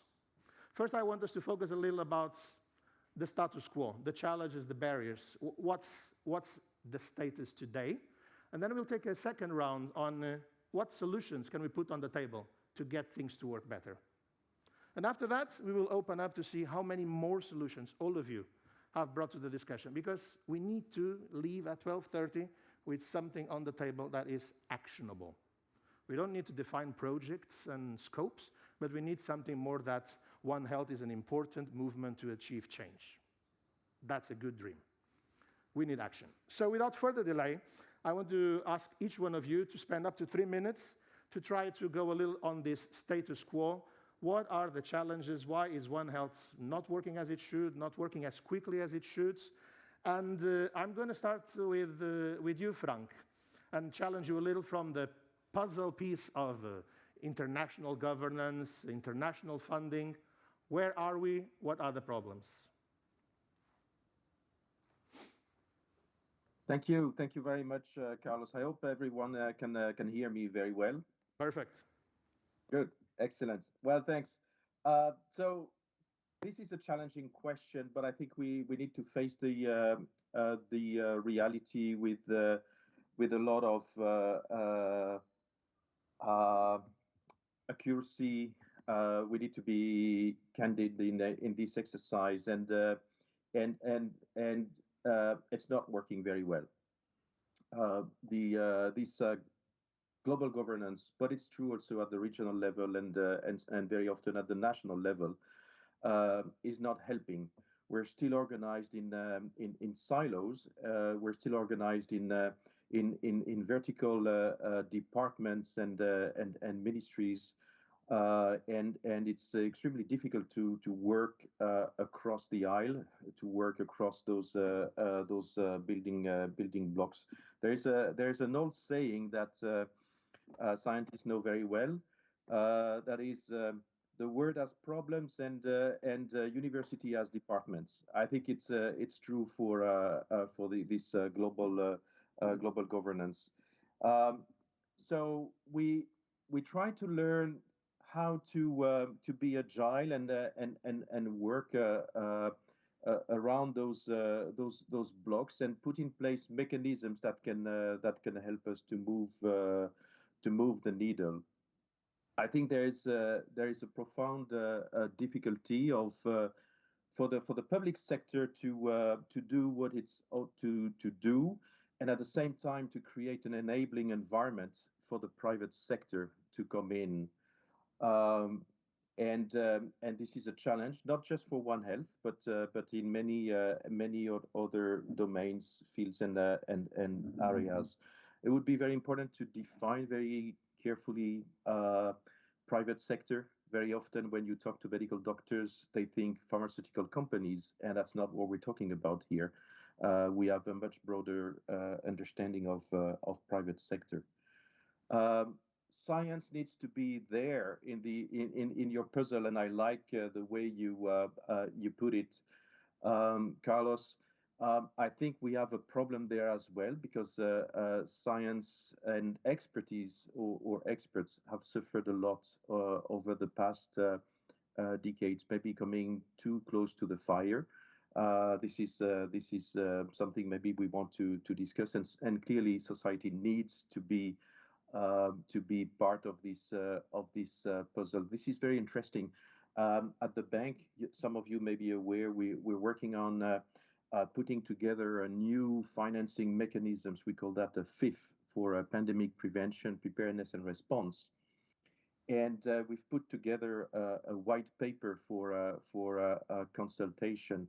And one massive number of comments that we received is give space for civil society and their organizations. So it's a very critical point. So yes, we have those challenges ahead. Now, I think you want solutions. Not yet. We'll save the solutions for round two. Okay. So maybe then I should stop there and agree with you about those different pieces and the need to put them together. Thanks. Thank you very much, Frank. We'll just save the solution. We need to keep a little of the momentum here and keep the audience engaged. So Angus, to you, I'm going to be a little provocative and say we have had an extremely unconvinced and reactive private sector for One Health. Why? What are the challenges? What are the barriers? And you are free to disagree. Okay, thank you very much. It was absolutely wonderful listening to the speakers in the last session, and I'm going to be struggling to keep on topic because I'm bubbling with ideas stimulated by all of the excellent presentations. I shall try and limit myself to the private sector considerations, though. I think Frank's point of firstly making sure that we understand what we mean by this general term private sector is quite important, because I think I was just watching in some notes there and thinking about the way that often government or scientists think about this thing called the private sector, and that's where all the money is. And I think that's probably a big problem, that if we perceive the private sector as being a source of money, and that's the beginning and the end of it, then one's engagement is going to be pretty unsuccessful. The private sector is a source of many things, and so certainly products, pharmaceuticals, vaccines, products relevant to the challenges that we're facing, absolutely. But the private sector is also the source of production. The vast majority of food production in the world is undertaken by the private sector, and these may be large integrated companies, but they can be the smallholders, and so the people that we're trying to work with. But they are private individuals or private organizations trying to make a living. And I would also emphasize from my perspective that the private sector is also a source of science. My company is an example of that. So the bucket that we're fitting in, the playground that we're playing in, crosses over quite frequently between those different categories. But I think the one of the big challenges, and I agree that the engagement of the private sector and many of these players that we're talking about in One Health is limited, and that's because picking up, I think, on a point that Anna was making with engagement with stakeholders, if we want to work with people, we need to understand them, and there's limited understanding between the government, the academic sectors, and many private organisations, and partly this is a huge challenge, I believe. It's because of fear, and you can't establish the trust that Paolo was talking about as a basis for working together if you're working in an environment of fear, where if a government or an international or a university organisation sees any perception of engagement with the private sector as representing conflicts of interest or the types of challenges that organisations even such as EFSA are regularly facing, as we recognise working with EFSA sometimes.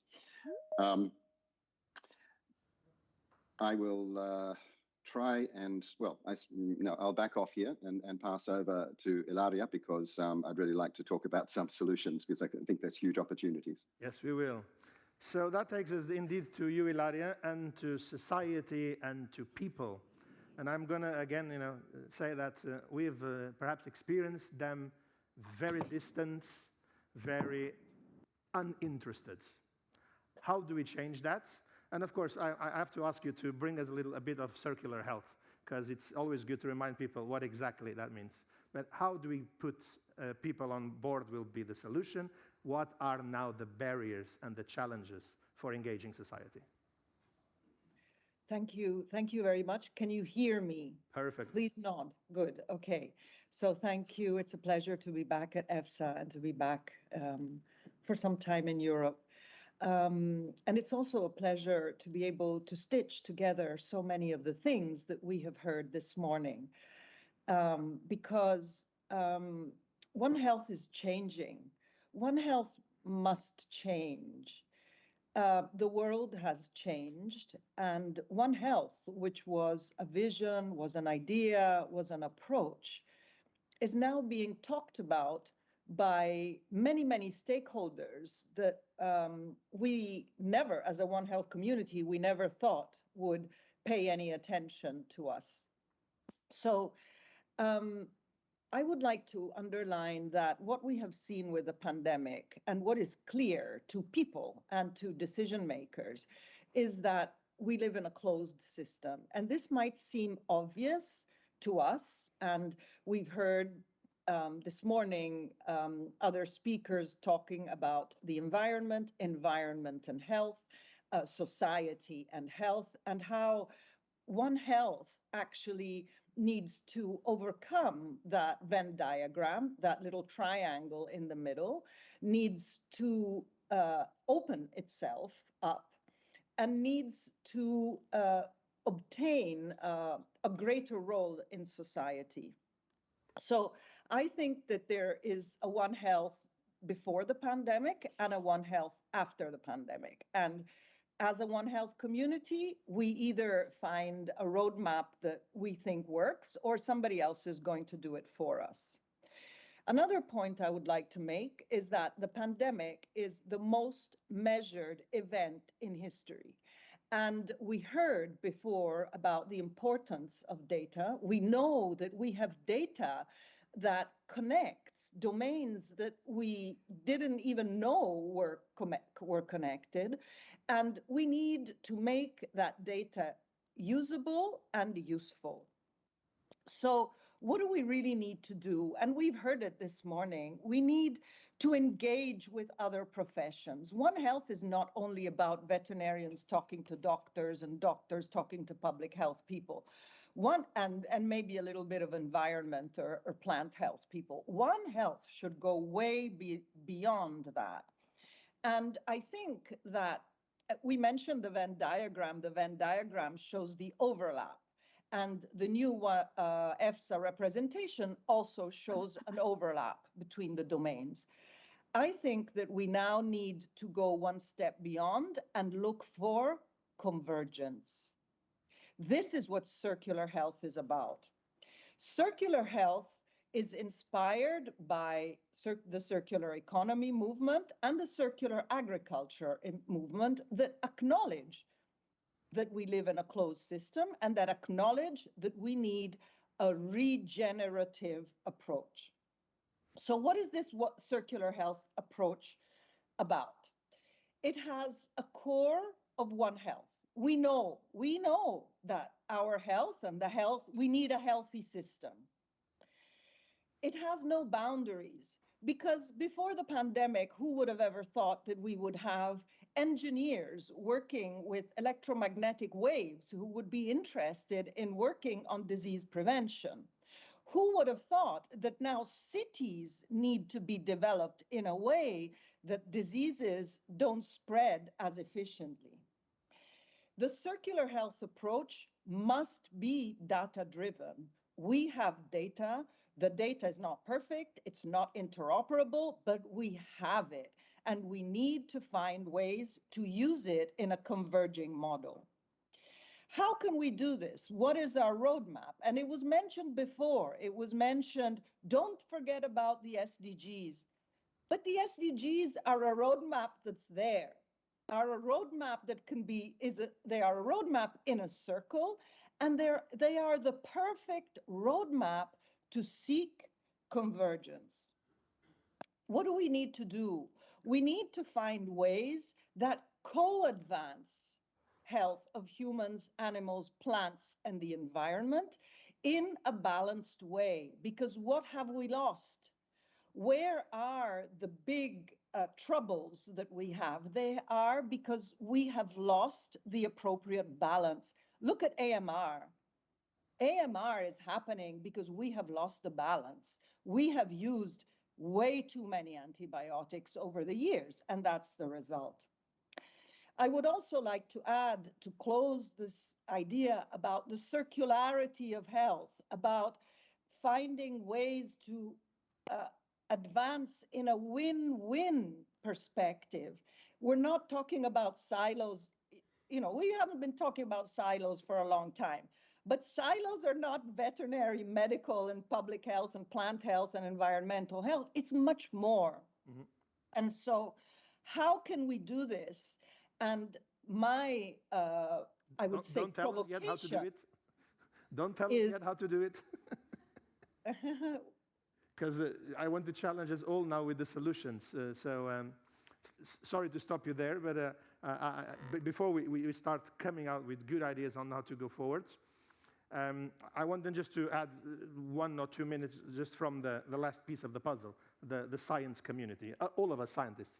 And I'm guessing there's a lot of us here in the room. So at least for me, it's a little of a mea culpa.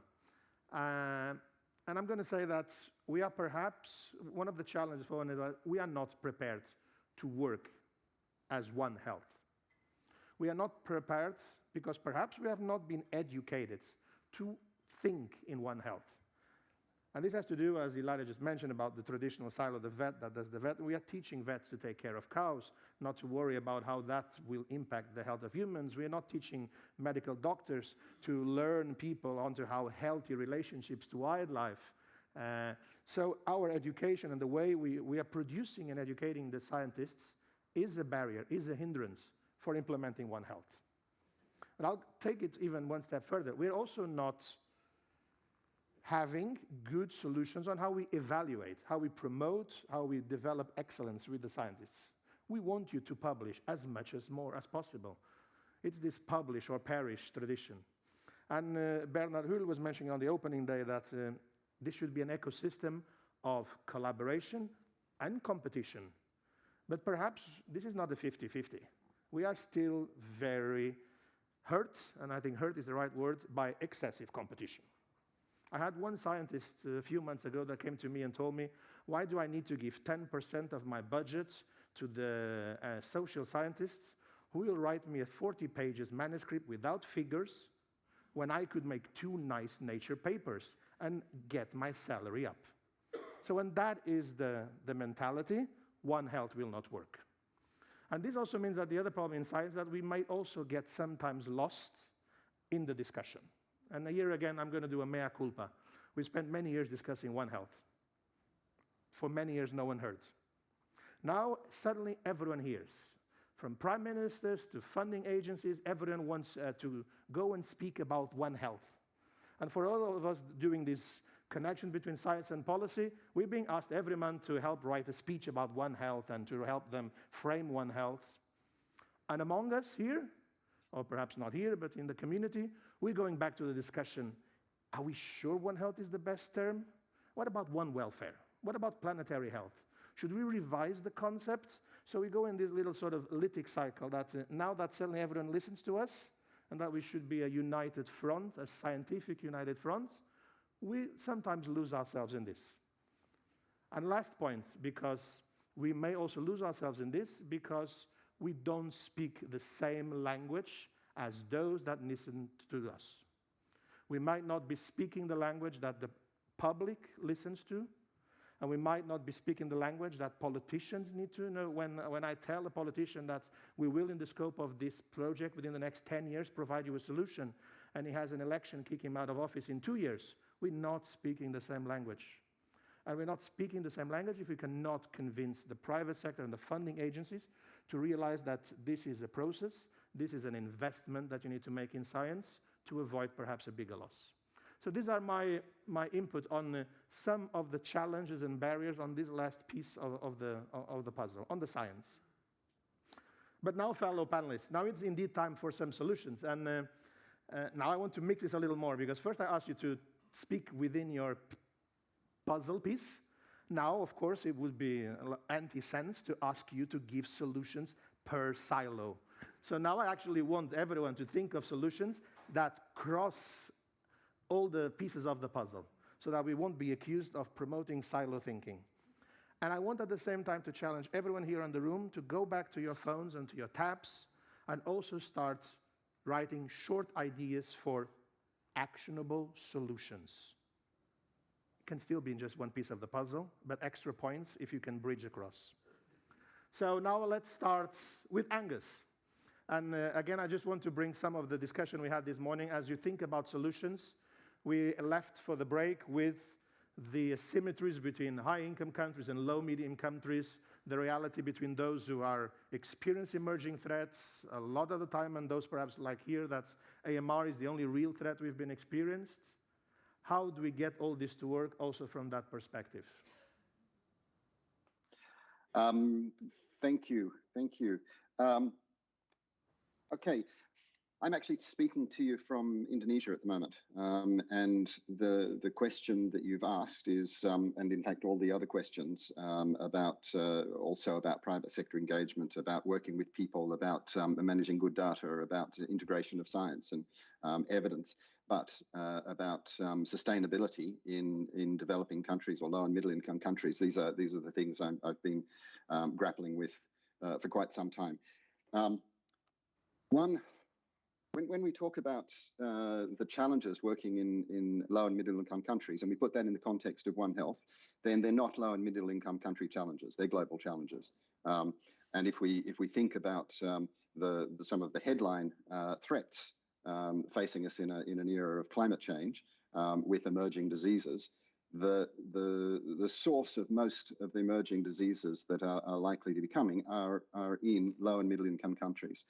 And so there's a lot of focus, there's a lot of emphasis trying to work out how can we develop effective surveillance systems, effective early warning systems, and effective response systems that are capable of working in low and middle income countries.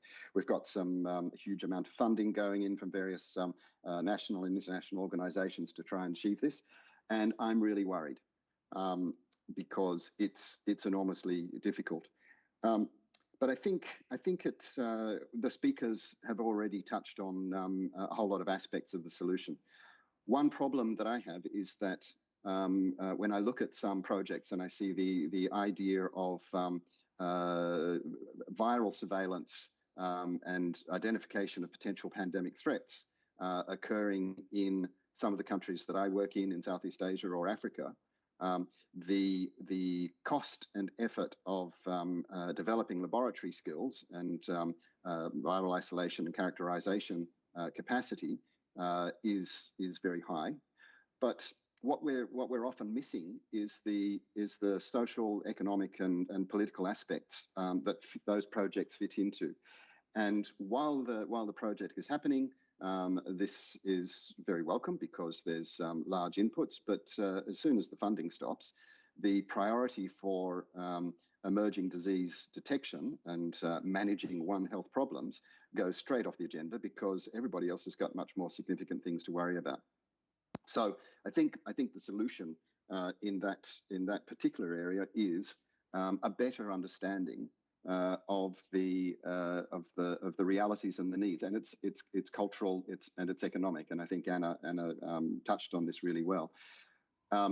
But how can we align the objectives of a better One Health management and in this case emerging disease early detection, for instance, with the realities of low and middle income countries? And I believe it is feasible, and the solution is not to build expensive, unsustainable laboratories, but instead to develop much broader, improved surveillance that provides benefit to the not to the international community in the very rare event that an emerging disease pops up, but daily to all of the people working and living in those countries. In terms of better public health and better animal health and in better environmental health surveillance and management, and improving the productivity and improving the economic capacity of that country through better systems, and by doing so, achieving a sustainable throughput for routine diagnostic capacity in laboratories, achieving the capacity within the government to respond regularly to disease alerts for the more mundane things. And so part of my proposed solution to actually quite a lot of these problems is to, in fact, take a much broader view of some of the emergency focuses that we might have. And understand that it is more important for many people to focus on the common, and through focusing on the common, we are better able to manage the unusual. There's a couple of other points because you told me, Carlos, that we should cross over in our solutions, and I did dearly want to just mention a couple in the area of the public, the private sector. Engagement question. So I just, if you will indulge me for a moment, I just want to make a few points there as well. Yes, I think part of the solutions is to recognise that the private sector, particularly if we look at the production private sector, and so animal production and crop production for that matter, they're a source. They're not just we shouldn't be perceiving them as a source of funding, but one thing is that they're a source of data. They are undertaking massive surveillance activities themselves for internal production management purposes. And so we were saying there's huge amounts of data out there, and this is one of the major sources. And the issues, again, are cultural and sort of a need for a certain degree of understanding and empathy, so that those people that are interested in using that data for surveillance need to understand the commercial value and the sensitivities of that data. And we need to develop systems whereby we are able to get the value from that data for public good without jeopardizing the commercial imperatives of the organizations that have generated that data. And where the project I'm working on here in Indonesia at the moment, other projects in Europe, such as the DECIDE project, are actually tackling that head on, looking at ways to where we can get the benefit from data from the private sector without jeopardizing their ownership and rights to that data. So it's no longer data sharing we're talking about, but data integration and data governance is such an incredibly important part of that, and very, very, very challenging. The other thing I wanted to mention that the private sector can offer is that they can be a source of government policy, or at least evidence to drive government policy.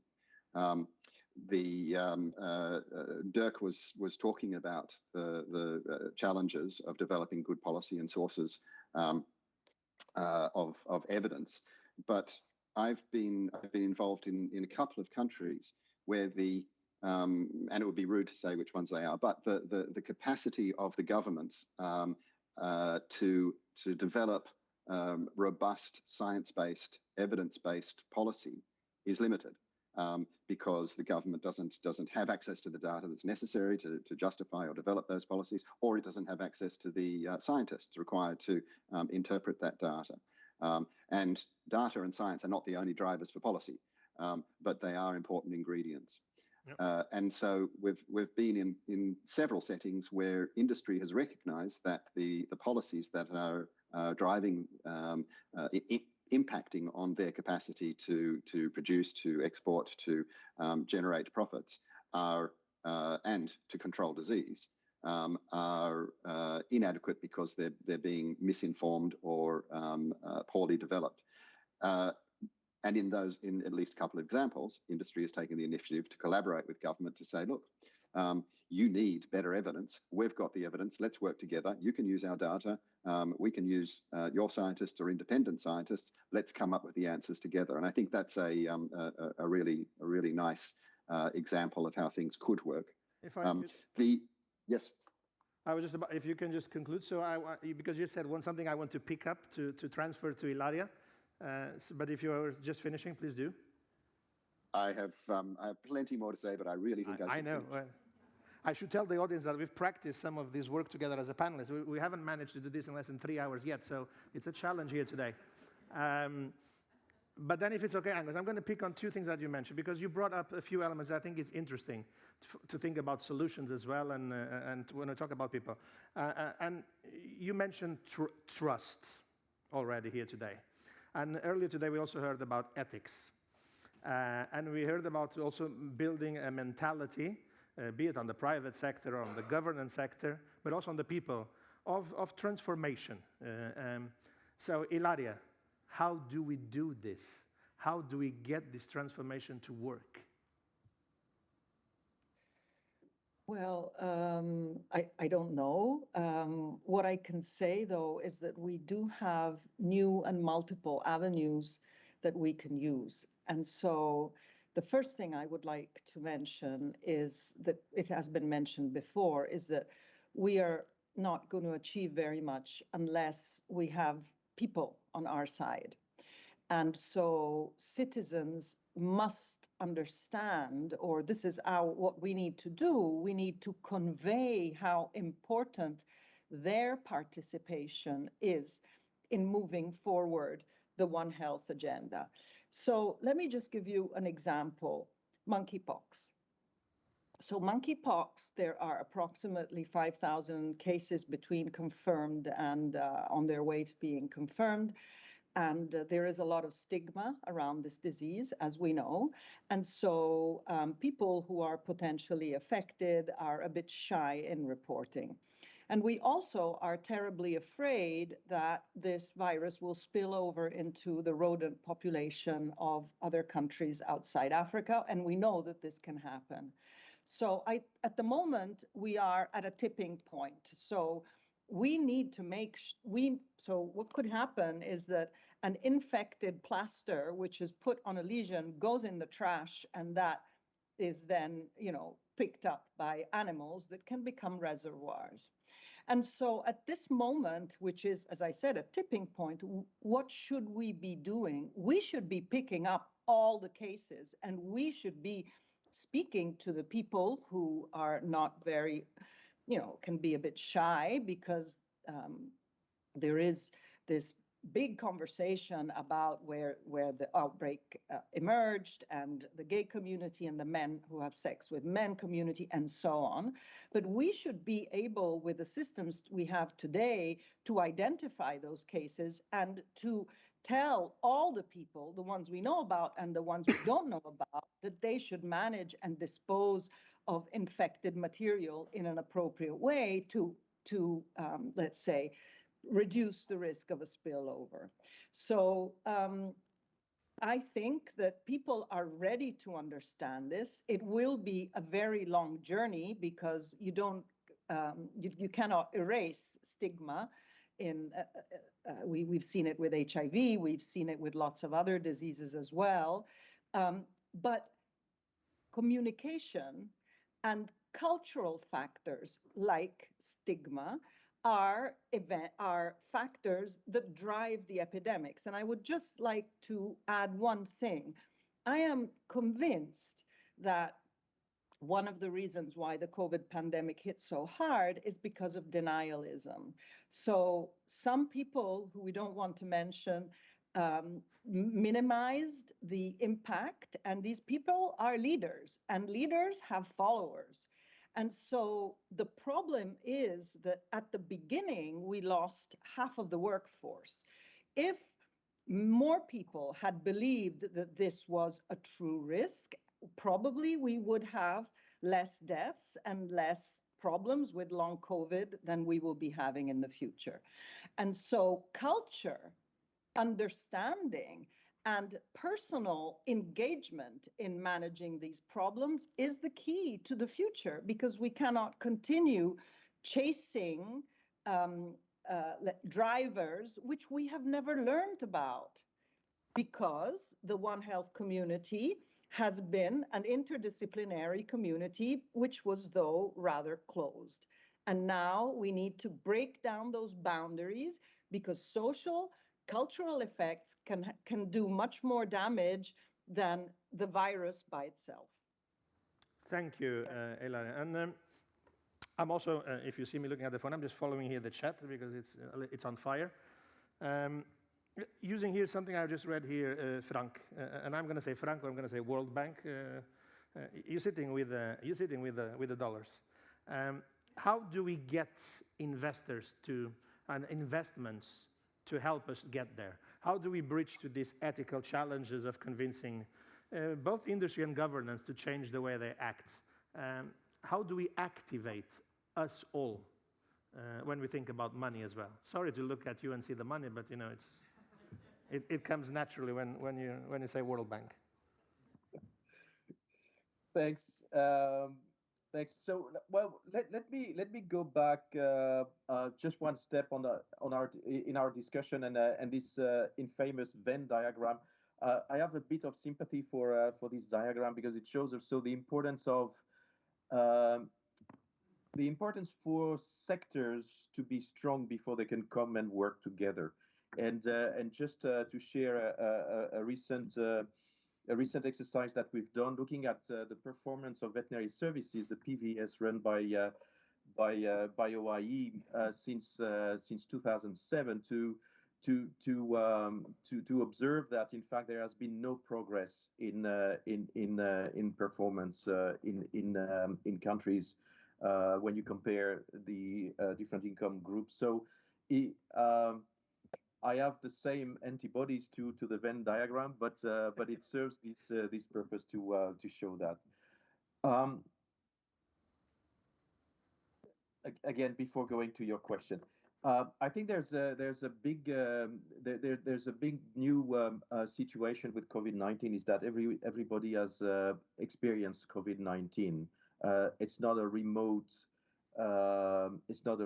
disease the way monkeypox could be in a way, and all of us, we have our own stories of COVID-19, and me not making it to Brussels is part of my COVID-19 stories. But I think that may explain why there's such a momentum for One Health, and surprisingly, a lot of people now have an idea of where this disease comes from, and that was such large outbreaks. So we have a momentum, and it's.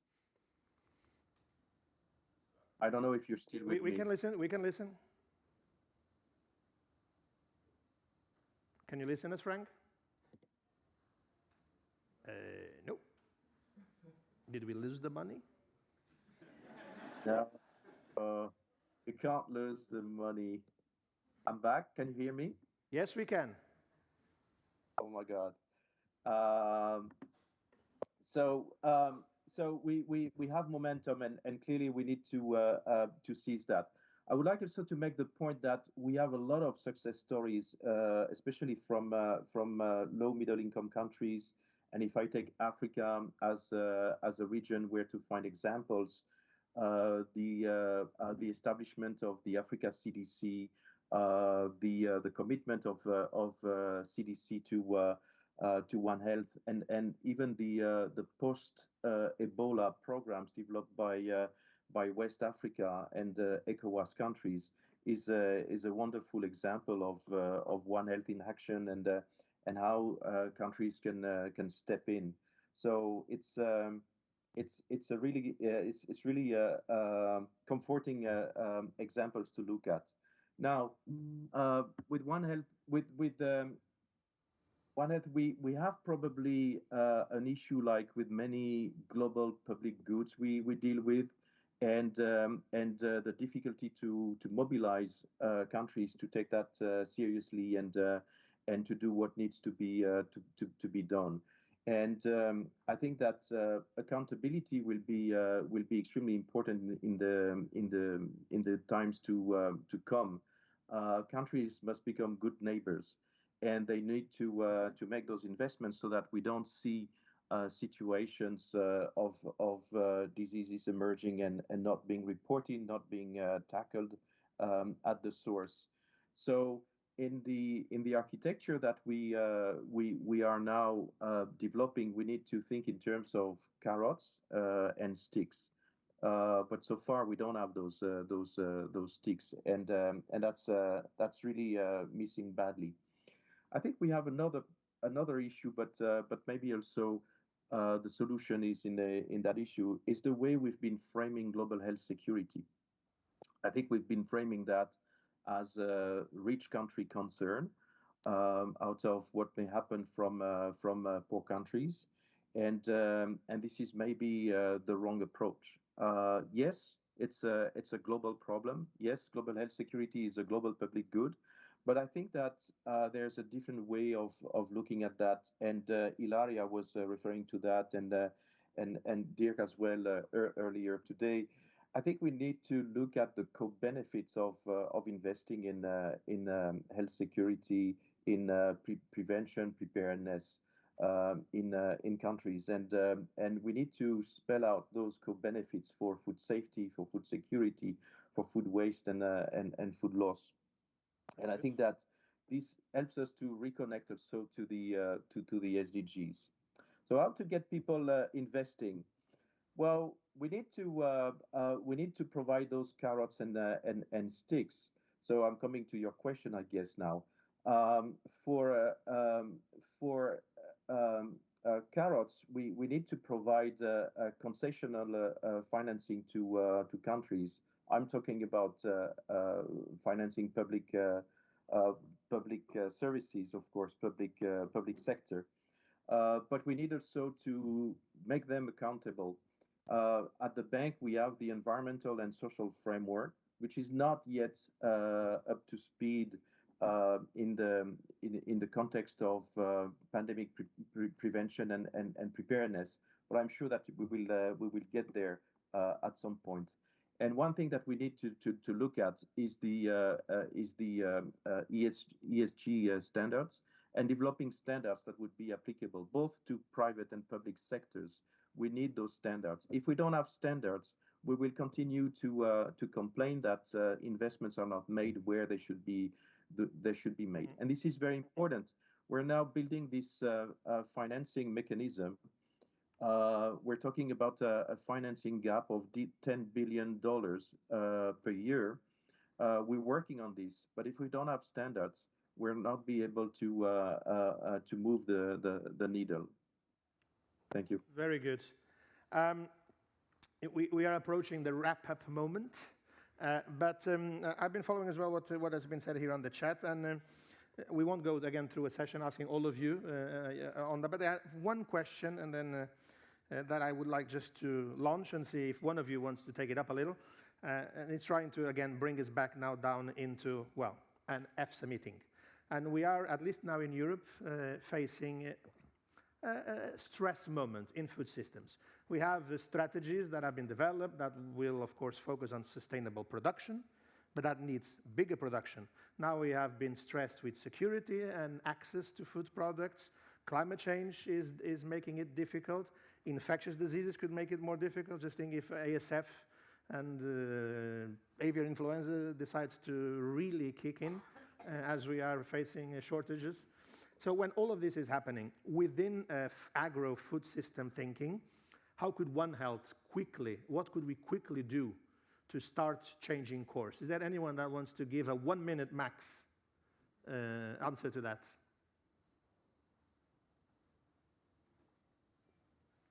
So I can try and give a shot, and it's not something quick, but it's something, I think, transformational.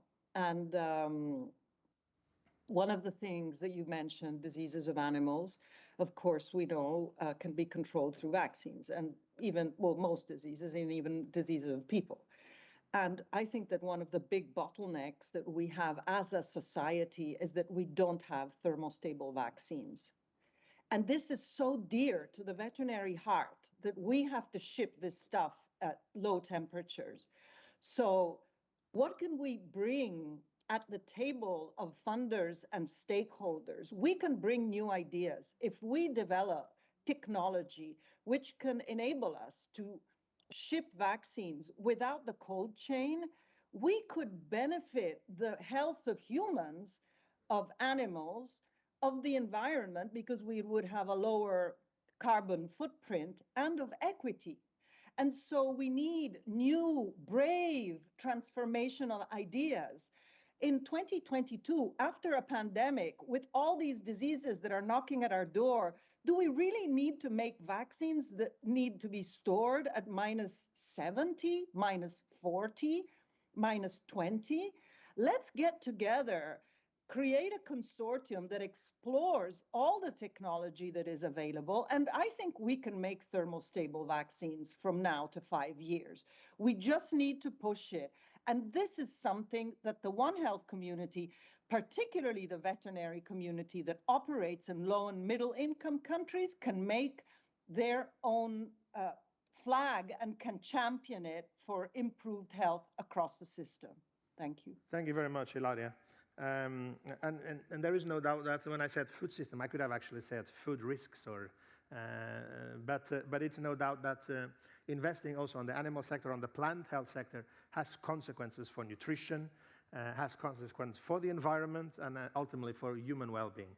As I try to wrap up some of what has been, a lot of what has been said here today, I also want to share with the panelists, if you're not following on the chat, that there's been a lot of engagement on the chat on one topic that we haven't brought so much here to the table now, and we won't either, I'm very sorry. But it's quite interesting, which is communication and engagement. So I see here a lot of messages about both changing the way we educate our professional classes, so that's one step on the right direction, but a lot of focus on speaking one common language, learning how to communicate better measures, knowing how to advocate And this is an interesting aspect. Where do scientists stop and politicians begin? There was a survey just made a few months ago in Germany saying that 40% of the Germans didn't really believe in the scientists because of the corona, but of the 60 that did, more than 40% of them meant that scientists should not just put the options on the table, they should tell politicians which one to choose. So it's quite funny that we don't really trust you, but we trust that you will make sure they get the right choice. So we need really to engage. And as we engage here throughout the day, and then I want all of you very quickly to tell me if I'm forgetting something.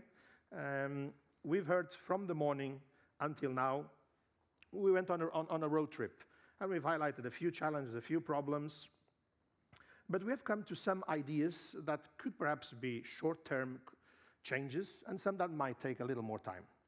And I've heard that we need to build a transformation of both our governance and our funding systems.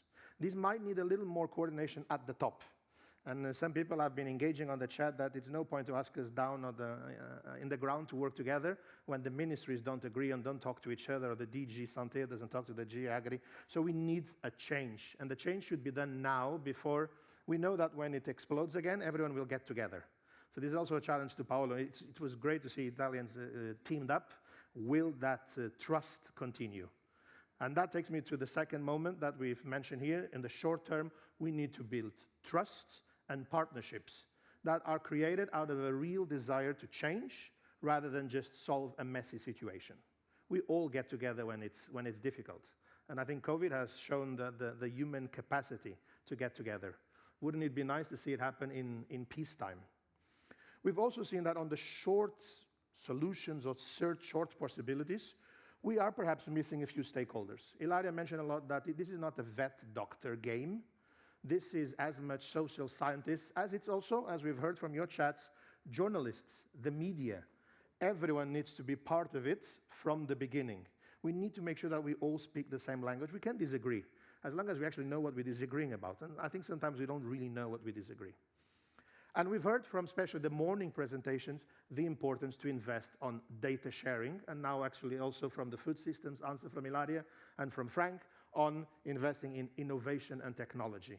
These are colossal changes that need to be done. We are producing data, we are good at technology. I hope we are good at making vaccines that don't need the cold chain, but this needs to be an investment on the short term, because the next pandemic is not 100 years ahead of us. Let's get real. It would be nice if it was, but I doubt it. And we also addressed one thing here, is that we need also to turn a little around how investment looks into this. And this is, again, something that, when we move a few millions and billions, needs time, but it can't take an eternity. And we are seeing changes in funding mechanisms. And I'm not just talking about funding for the private sector and the way we produce food or we interact with nature. We might be also talking of funding for science.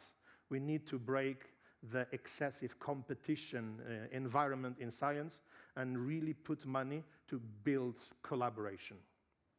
But we've also addressed a few big long-term actions. And I think the two biggest ones here is about rethinking how we educate our next generations, how we educate society, how we educate professionals, how we educate politicians, God knows they need it, and how do we transform ourselves in how we eat, in how we travel, in how we make choices, and how we look into these problems. And I'm going to put one last of the long term that I haven't heard here today, but which will be at least my home take message as well. And we need to perhaps trust and believe in this common dream of a European Union, because we continue to very often speak with 27 languages, and that's okay, but we could learn to agree in 27 languages. And sometimes people wonder why the US is so engaged in development aid abroad, and why can't Europe compete? Well, if we can't get together and put 100 million to do something, because we need to divide those 100 million within 27 countries before, we're not really there. So I would say that on the long term, we need a One Health team. We need a One Health European team. That would be nice. Honorable panelists, have we forgot some of the home take messages? You have 30 seconds each. Ilaria.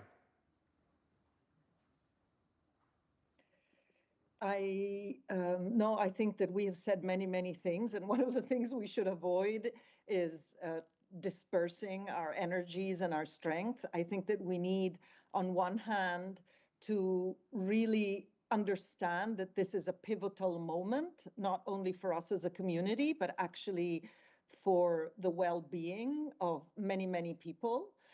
And you mentioned actually times of peace. And these are not times of peace. And the world is aware of how impactful the ramifications of the food crisis, because we are not in times of peace, are. And this is another reason why we should really transmit and make the citizens understand that those grains cannot remain forever in those boats, because they're going to be contaminated with all sorts of horrible things. It is important that we share our knowledge, which goes from agriculture to human health, to environmental health, to climate change, to communication, so that we can be prepared and we will have good ears to sing a new song. We need to sing a new song, which is more understandable also by the stakeholder community, by the big organizations like the World Bank, like the OECD, like many other organizations around the world that have at their heart a more equitable planet. And I think that this is really where we should be going. Not being equitable is not acceptable anymore. And this is another thing that COVID has taught us. We need to find ways to be more equitable. Thank you. Angus, 30 seconds. I think one message that came out strongly from the presenters, and one which I want to emphasize, is about the people. That I have a dream of census level surveillance for diseases in humans and animals and in the environment. I think that we should be aiming to find everything. We should find it immediately. And as Anna said, that requires the participation of the people. But the people can make the change as well. That if there are going to be differences made in terms of improving food systems, in decreasing wastage, in managing the many of the challenges we're facing, it's going to happen. It can be coordinated, it can be encouraged, it can be agreed by the governments and the institutions, but the people will actually be making those changes. And whether that's the people working as individuals, or whether it's the people organized into groups that we call companies and the private sector, but they're the ones we shouldn't forget about. And so the communication and the respect and the understanding of culture, all of these things are the tools we need to bring about those changes. Thank you very much. I see I'm already over time already, but 30 seconds, Frank. Okay, thank you very much. I agree with Ilaria. We're not in times of peace. I think 40, 50, 60 years ago, we had the end of infectious diseases. Nah, it's not over. And I think we are in times of infectious diseases. One very important point, if there's only one to keep, is really pay attention to the next generation. We need to educate those guys. To tell them the mistakes we've made, and try to have them not making those mistakes. Next generation education is really critically important. And a final point on my side is definitely we need to open and give space to non-conventional actors. I think far too often we think in terms of WHO, bank, or IMF, or else. There are so many other actors, and we need to bring them to the table, because they will be the change makers of that we need right now. Thank you very much. Very good. So I want to thank all the presenters today and my colleague panelists. I want to thank everyone here in the audience and in the chat. I've been to 4 sessions in this conference. This has been the most active chat I have seen so far. But I also want to thank the 4 gentlemen in there on the corner. They've been silent because they're typing non-stop. So our colleagues at EFSA, Alessandro Broglia, Jose Abrantes, Bernal Botex, and Ermolaus Ververis. They've been preparing this for months, and now they probably have a few weeks to go, trying to put in paper everything that has been said. So to them all, a big thanks. And I'll take the chance that I'm the chair to end up actually with one sentence I've read here in the chat. I don't know if Jan Eliasova is on the room. You are, but then you win the prize. Because people, the message I leave you for lunch is take responsibility, be brave, cooperate, and be open to new ideas. Stop dreaming, let's get to work. Thank you very much.